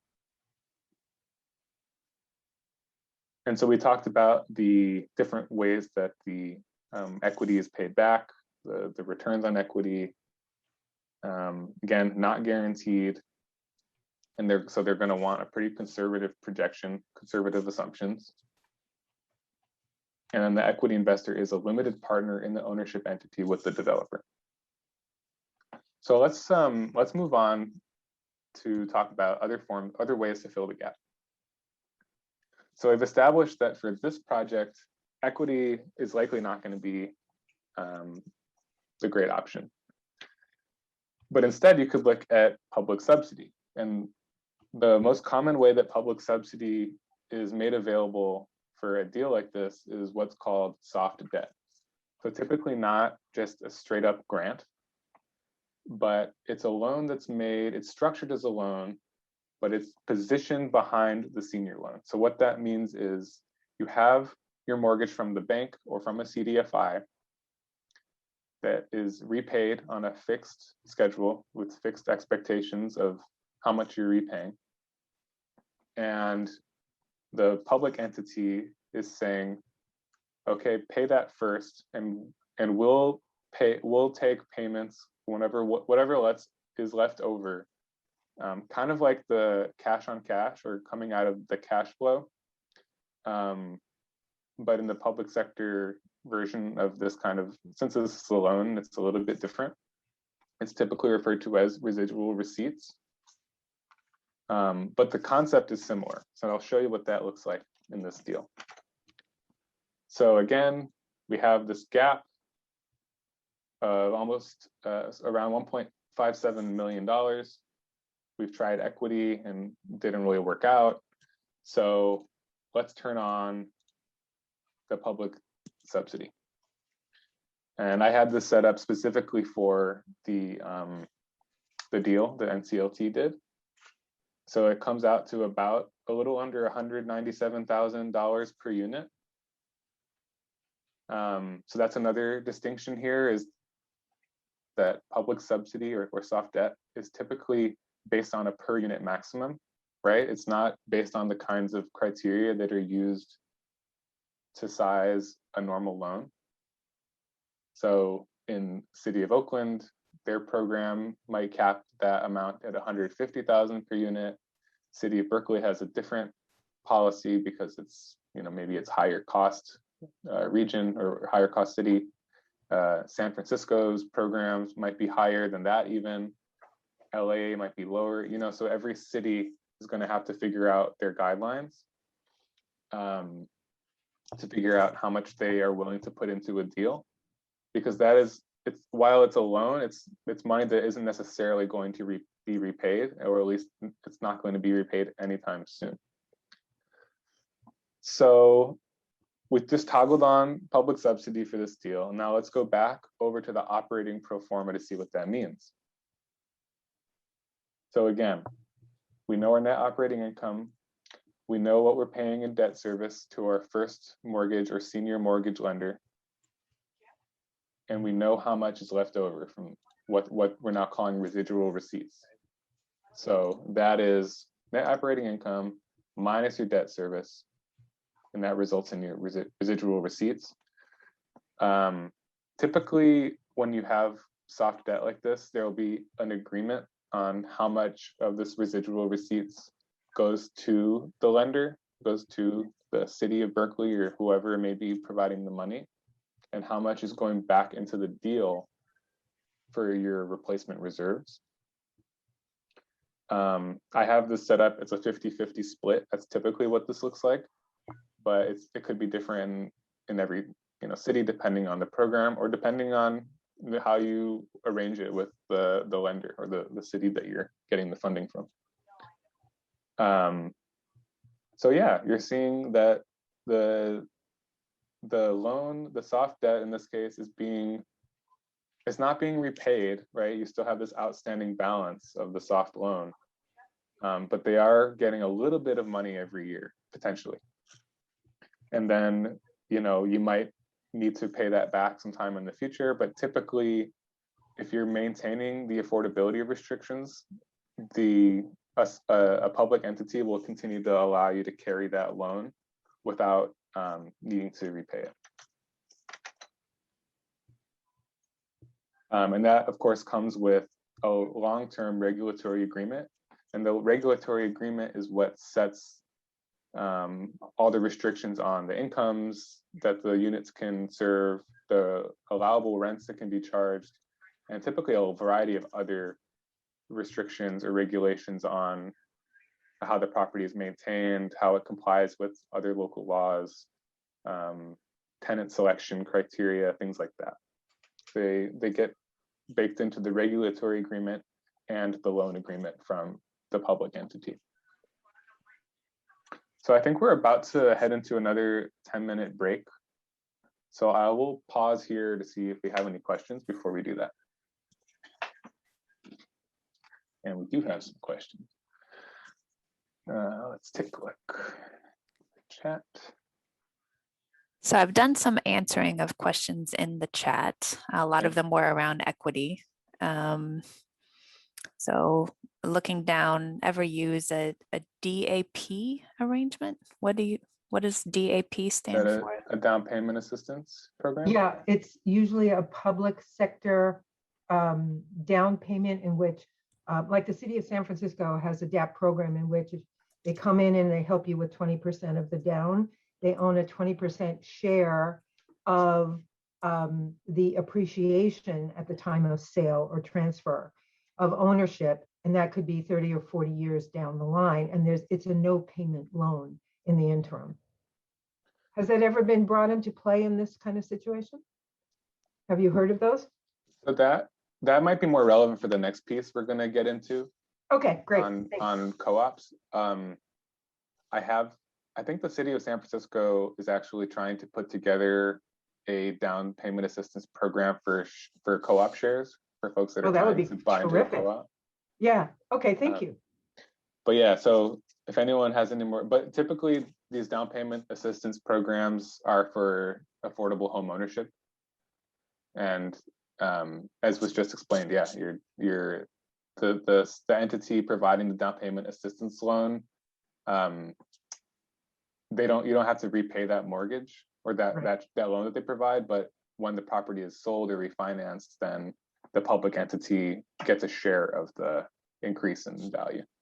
And while it's long term, it tends to be very useful for the public entity because of appreciation. Right. So their coffers are refilled at that point, but it's a long wait.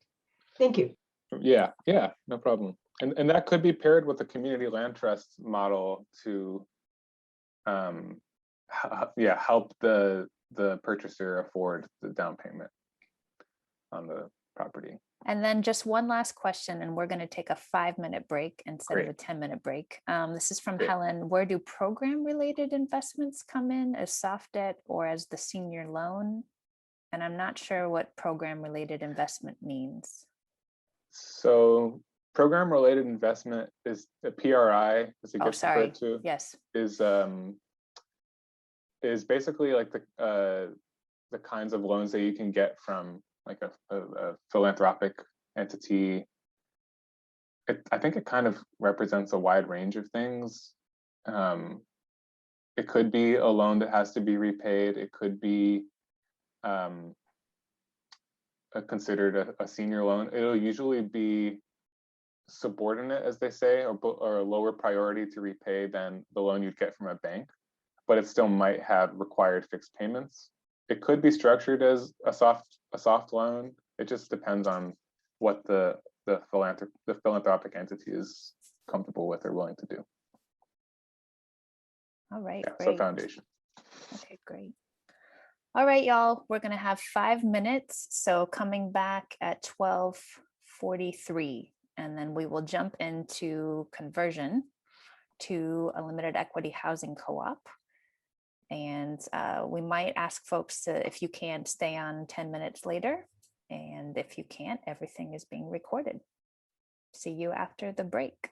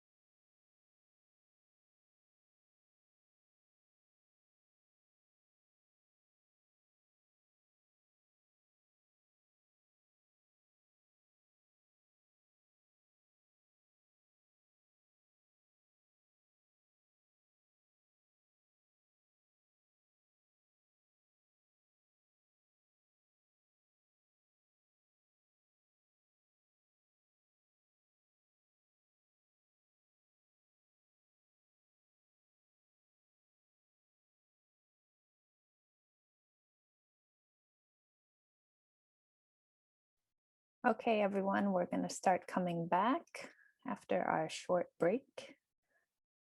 And just waiting to see if Oscar is back before I start.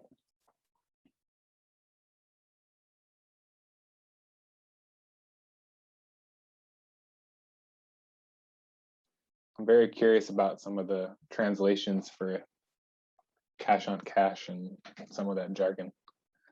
I'd like to know it.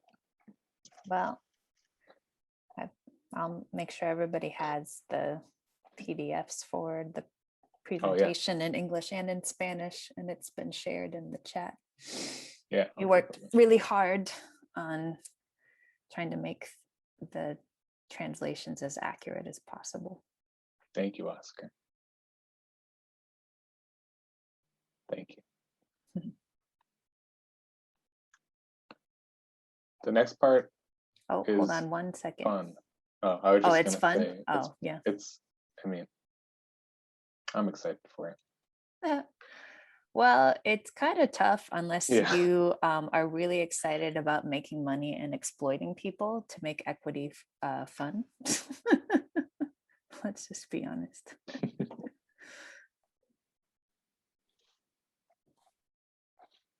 Oscar, are you back yet?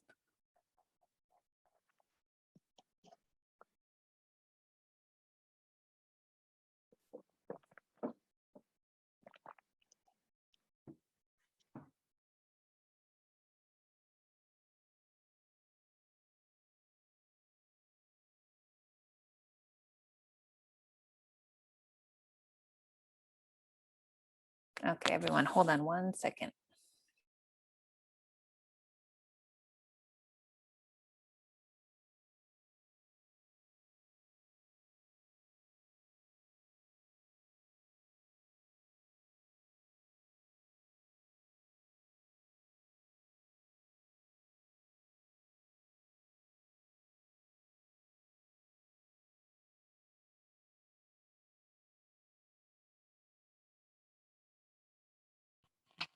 Hello. Hello. Okay, so we are back.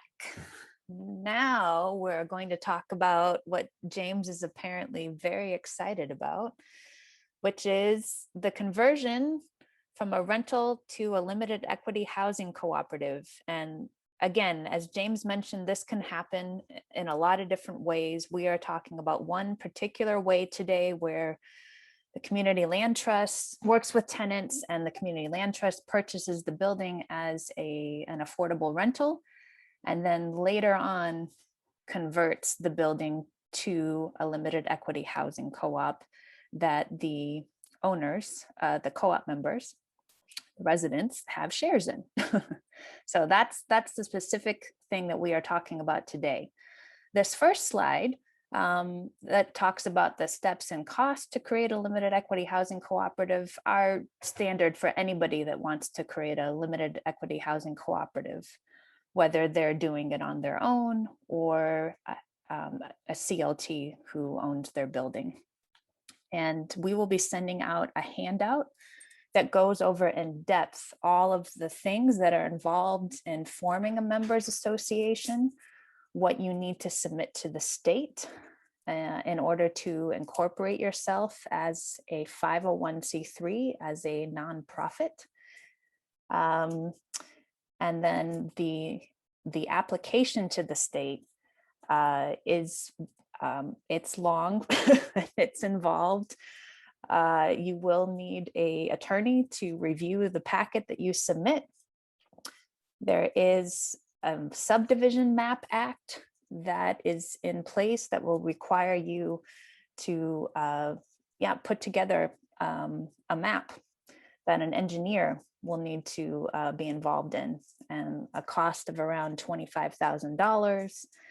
And this could take anywhere from 3 to 6 months. The application is simple. It's just all of these other things that need to be involved with it. There may be local laws, condo conversion laws that apply, which could add cost and time. So it's another reason that you want to have an attorney involved.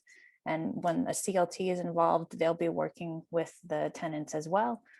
And then, yeah, selling the initial shares to the tenants who will then be members of the co-op and launching the limited equity housing cooperative. So again, we will send a very in-depth I think it's 2 pages that gives you all of this information. But in the interest of time, I'm going to go to the next slide. Okay, so we talked about some of these things. Limited Equity Housing Cooperative is a nonprofit corporation. Residents are shareholder owners in the co-op. They have a share and they have membership and they have a proprietary lease for a specific unit usually.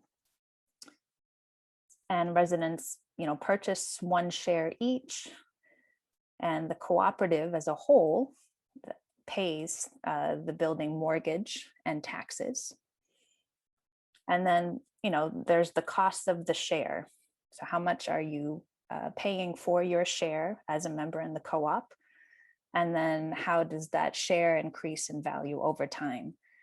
The law in California limits the share value increases to no more than 10% per year, but honestly, it's typically lower than that because the building, especially with permanent affordability and sometimes the subsidy that you may use, can't usually handle that high of an increase of a share value per year. And then you will also be paying carrying charges, which are monthly payments, and we'll get into that later.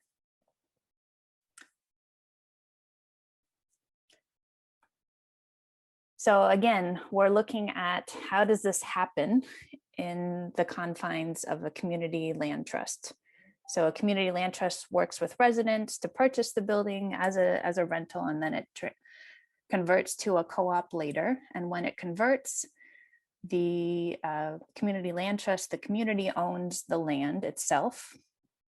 And and then the co-op owns the improvements, the building. And they have control over, per the agreements that they have, the security from eviction, arbitrary rent increases. And then there's a 99-year renewable land lease that exists between the limited equity housing co-op and the community land trust, which is secures the relationship and also maintains permanent affordability and owner occupancy over time. I do see a hand from Bruce. Bruce, did you have a question? Bruce Dobb? Bruce, you'd have to unmute yourself. If Yeah, I'm unmuted now. Can you hear me now? Yes. Okay. We are a limited equity co-op, Eco Village. I'm sure Audrey's put you in the picture about our situation where our land trust is, we sit on the land owned by the CLT, and we have a lease. So we're a limited equity co-op with a lease to our trust, the land trust. Right, the land lease, yes. Yes. So across the street, the trust had bought a property way back when and has a $500,000 loan on it. Mm-hmm. They own it outright, 100%, land and building. Mm-hmm. But the trust, I don't know, did Audrey put you in the picture as he asked this question? Have we talked about this at all? I don't have this specific example in mind, no.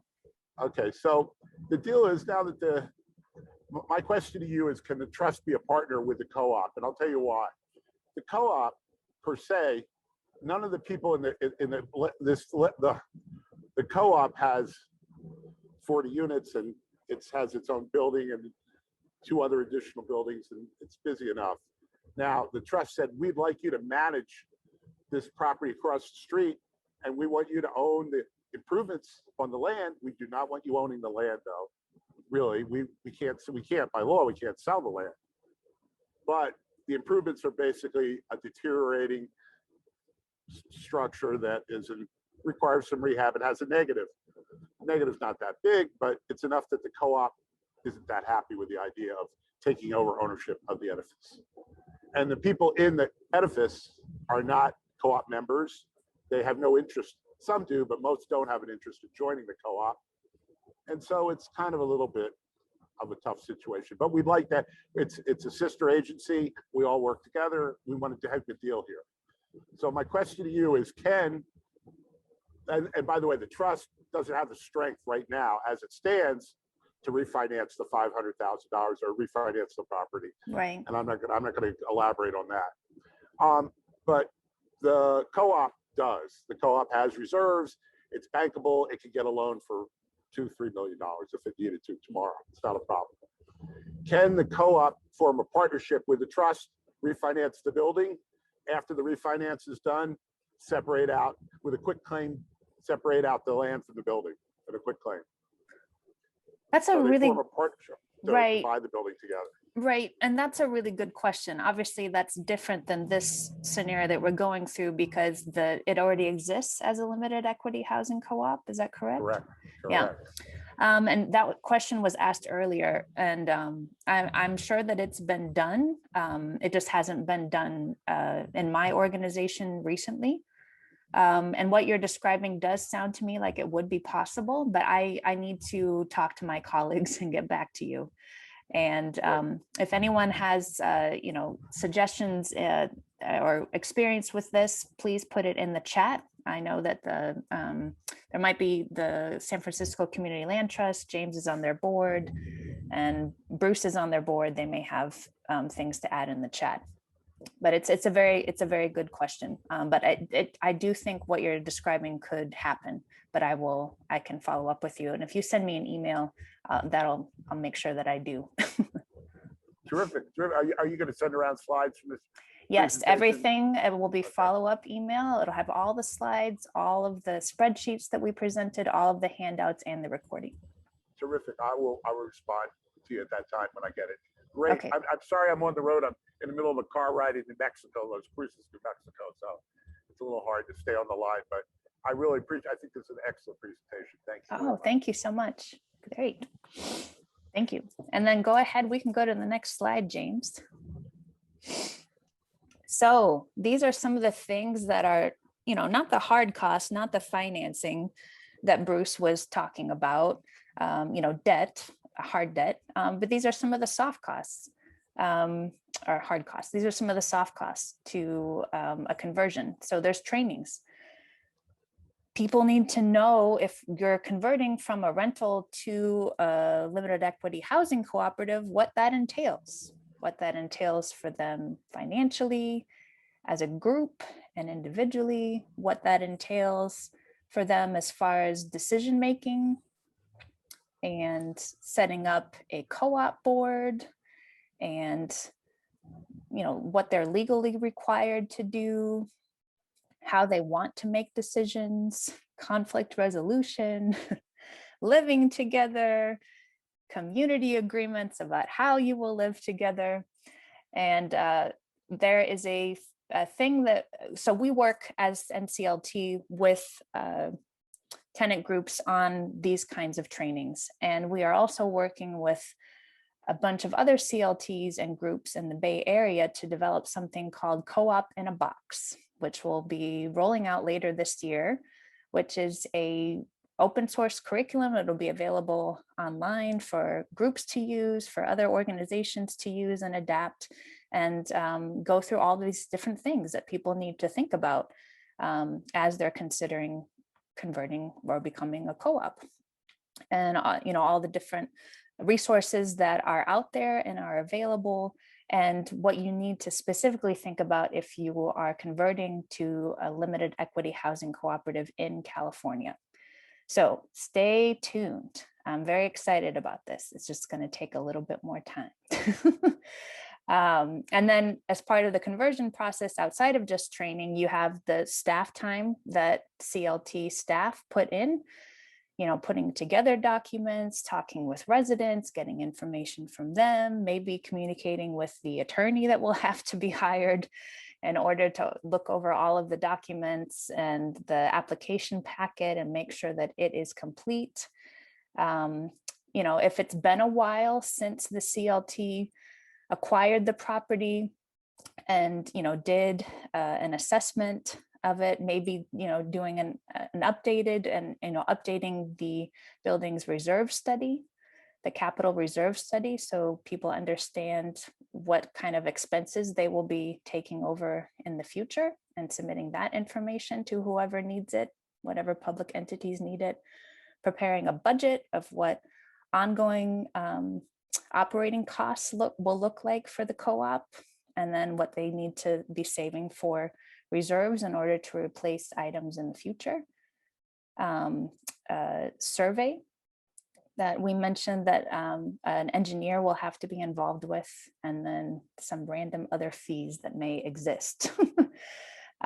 We did look at the cost of this for a 5-unit building recently. We haven't run the numbers completely for 10th Street because they're not quite there yet. They're 8 units, but we're assuming a little bit under $100,000 to cover all of these soft costs. And the next slide. So we have another thing that people need to understand are the share prices, how those are set, and then also the share loans, which individual members will need to pay for, whether with cash or getting a loan. So you can't spend more than 10% it's a maximum of 10% of the total development cost. And so we've given an example here. Let's say the project itself, the development cost is $2 million. So the maximum amount of funding that can come from shareholder equity from the members of the co-op is $200,000. And this is set by law. And so the maximum share price for each member would be $20,000 if, so, $200,000 divided by 10 if there were 10 people. And there is no minimum price. It's all just dependent upon, what's the amount of money coming in, what are the costs that we need to cover, and how do we make that happen with the sources that we have of loans and equity and subsidy and grants. And then you have the share loans. So, I mentioned cash. There are a lot of people who are, just pulling money together that they have or from family members in order to pay for their share, because there aren't a lot of options in California. But we're currently speaking with some folks in Berkeley. We're working with folks on the East Coast in New York, where the New York Federal Home Loan Bank regularly provides co-op share loans. And it's not, I don't think it should be too hard for the federal home loan banks in California, the different ones, to just copy what New York is doing and do something similar. So there is a group within the California CLT network that is working on these types of issues, these types of financing issues, and trying to make sure that there are more options available for folks. And then there are individual CLTs with relationships in different parts of the state that are also, doing their own work. Do we need to stop and answer some questions before we move on to what this looks like in total? So there's a question from Bruce that I think we can get to in a second, maybe even on the next slide. Okay. There was a question earlier about share loans. Who does them, and if there's a list? Do you know of a list for? I do not have a specific list. If anyone does have people that they would suggest, you can put those in the chat. Again, unfortunately, there aren't a ton of options in California. Yeah, I think it might be worth getting in touch with folks at the National Co-op Bank, because they're national and they might have relationships with other lenders as well, so they could have ideas on who provides share loans in different parts of the country. But I'm not sure of a list. Yeah, and we are hopeful that the Berkeley Co-op Credit Union could provide those sometime later this year. And then someone just responded that Patelco apparently worked with one co-op. Okay, great. Thank you, Betsy.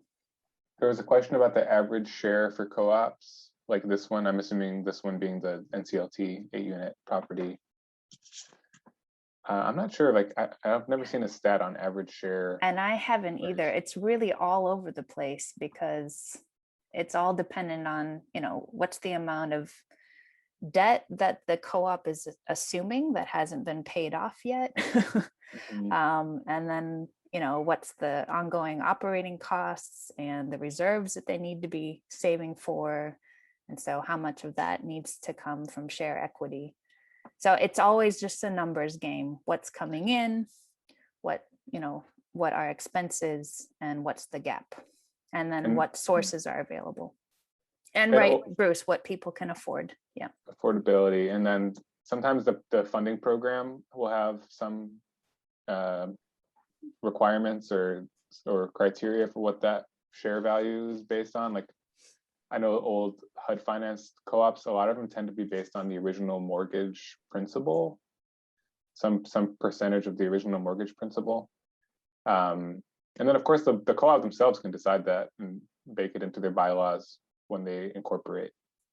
So yeah, there's a wide variety. I wonder if people aren't familiar with the California Center for Cooperative Development. They do a lot of work statewide on housing co-ops, among other kinds of co-ops. And if anyone has that kind of information, they might. Yeah. And then there was Bruce's question. I think we're going to start to address that a little bit in the next slide.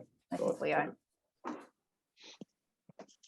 Okay, so transition to a limited equity housing cooperative, new costs, and then sources to cover those costs. So this is just a reminder. So we had an initial development cost of 3.24 million. But depending on how long it's been, and you know, if that cost was already paid for, it may not need to be paid back. And if it's been a really long period of time, you know, maybe what's been paid down on your principal mortgage, your first mortgage, is much less. There's a bunch of different factors, but we do have this, you know, cost related to the co-op conversion, which we're estimating for 8-unit building about $100,000. And then we're going to be looking at various sources to fill that. So the shareholder equity that we just talked about, any miscellaneous sources, there could be grants. You know, the city of Berkeley has talked to us about providing some grant dollars if we did a co-op conversion with some of our rentals. There may be even additional city subsidy. And then you have the original city subsidy that usually is, it is assumed by the residents.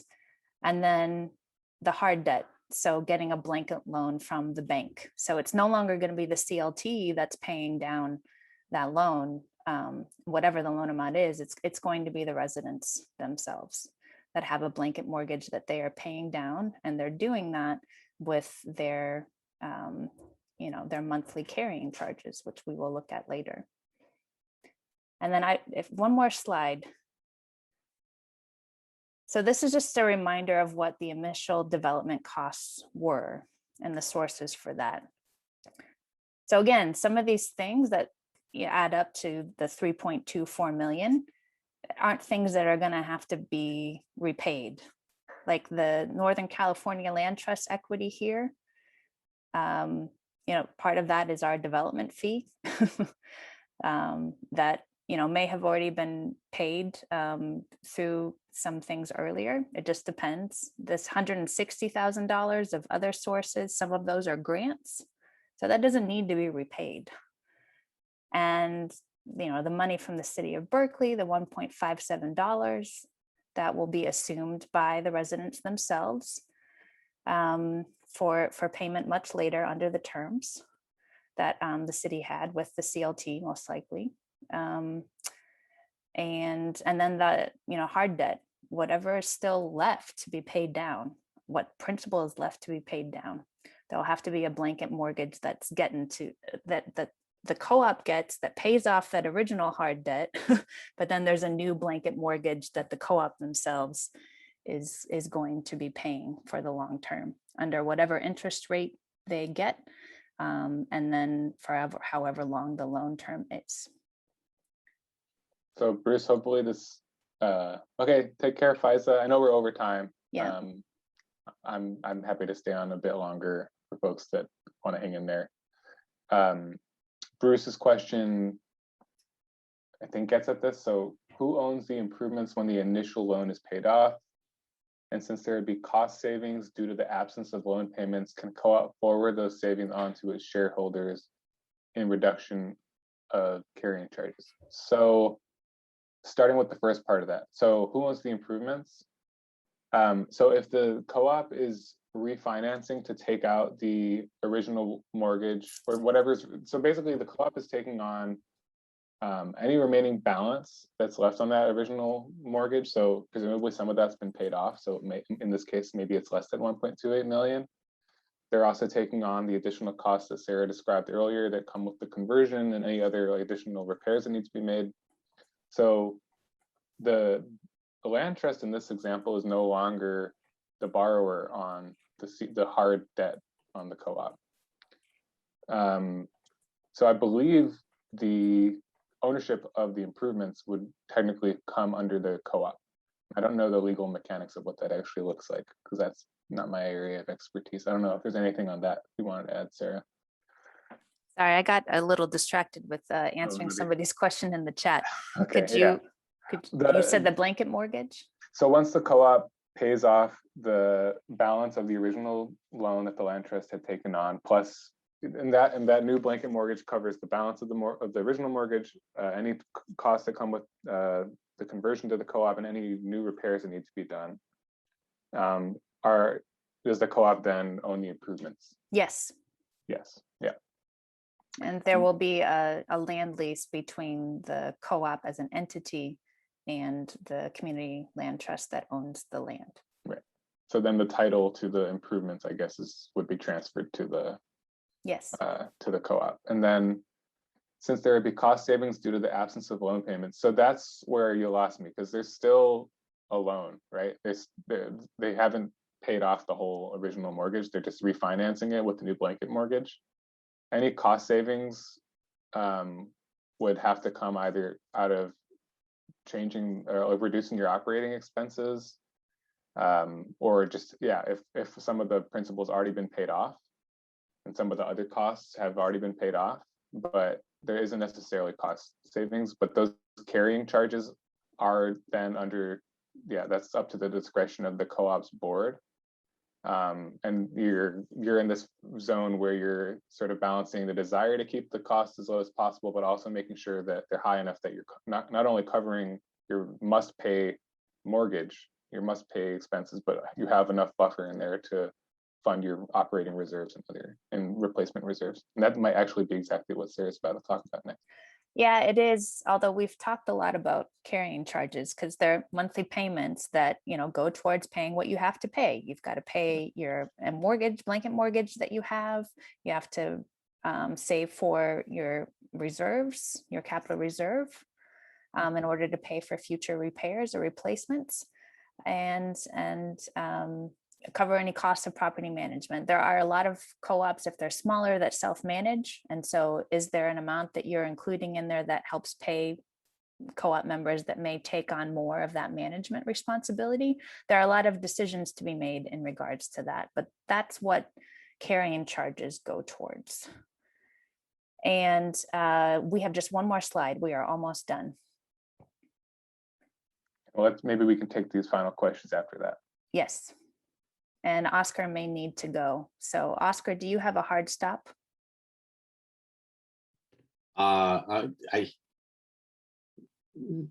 Yeah, when I drop. Okay, so you're exhausted. Okay, I am tired. Can we just do a couple more minutes and then you can end? Okay, let's do it. Let's just do it, but don't speak too fast. Okay. Okay. So I mentioned that a co-op will need to pay property taxes, which is a difficult area to understand. How much property taxes will they be paying?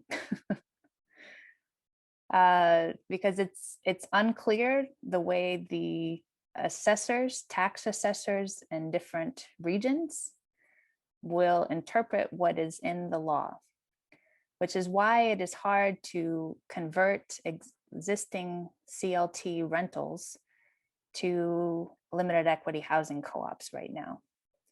Because a lot of these buildings that have subsidy and have people that are all under 80% of the area median income, we have welfare tax exemptions for those buildings, which means we're not paying any tax at all. Or we may be paying a small amount of tax based on the number of households that originally were above the 80% area median income when we purchased the building initially. So yeah, just all those questions around how will the building be assessed tax-wise is a huge hurdle for making the conversion to a limited equity housing cooperative possible, especially if you're moving from paying no taxes at all on the building to all of a sudden paying taxes. So we are currently the California Community Land Trust Network advancing a solution to this, which has been introduced as a bill in the House Legislature of the state of California, AB 1206, and you will get information on this and can actually click on the link here, AB 1206, and see details about that bill. So it has 3 different prongs. It would allow limited equity housing co-ops to access the welfare tax exemption. So if all of the co-op members are under 80% of the area median income, they could go through the unfortunately long, arduous process of applying for the welfare exemption and not have to pay taxes. And then in order to keep that welfare exemption, submit information about their incomes annually to the state, which is what we as a CLT do on all of our rental buildings in order to maintain the welfare exemption. And I'm sorry, it's not to the state, it's to whatever entity you're paying taxes to. And the second prong is it would exempt limited equity housing cooperatives from property tax reassessment when a member of the cooperative leaves and a new member joins. So this is also a question right now. So let's say, a member is leaving and then somebody else is going to come in and purchase the share. That could be an opening for a tax assessor to reassess the building at a higher rate than it has been at, because the law is not clear. And that could cause a lot of financial issues for the building if it's much higher than the tax amount that the cooperative has been paying.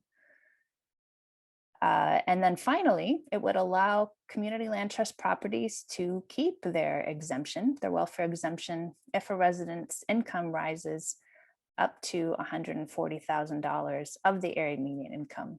So, like we initially get a welfare exemption based on the incomes of the existing residents that are below 80% area median income. But over time, their incomes may increase.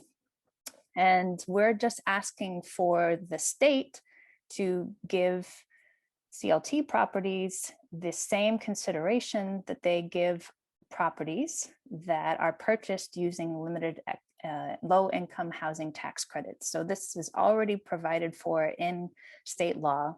It just hasn't extended this this statute to other types of properties. So this is kind of in limbo right now because it was introduced and it was supposed to go to a hearing, but it may turn into a 2-year bill. So stay tuned, but we would love to have y'all's support for this because it makes a big difference in limited equity housing cooperatives' ability to come to fruition and to be sustainable and affordable in the long term. That is all that I have. And I'm sorry that we went over time, and I'm sorry that we were late in starting. Great. It's awesome. Thank you. Thank you. Thanks for joining. And how do we show support? I will be letting people know in the follow-up email that we sent. This was excellent. So we're getting some. Thank you very much.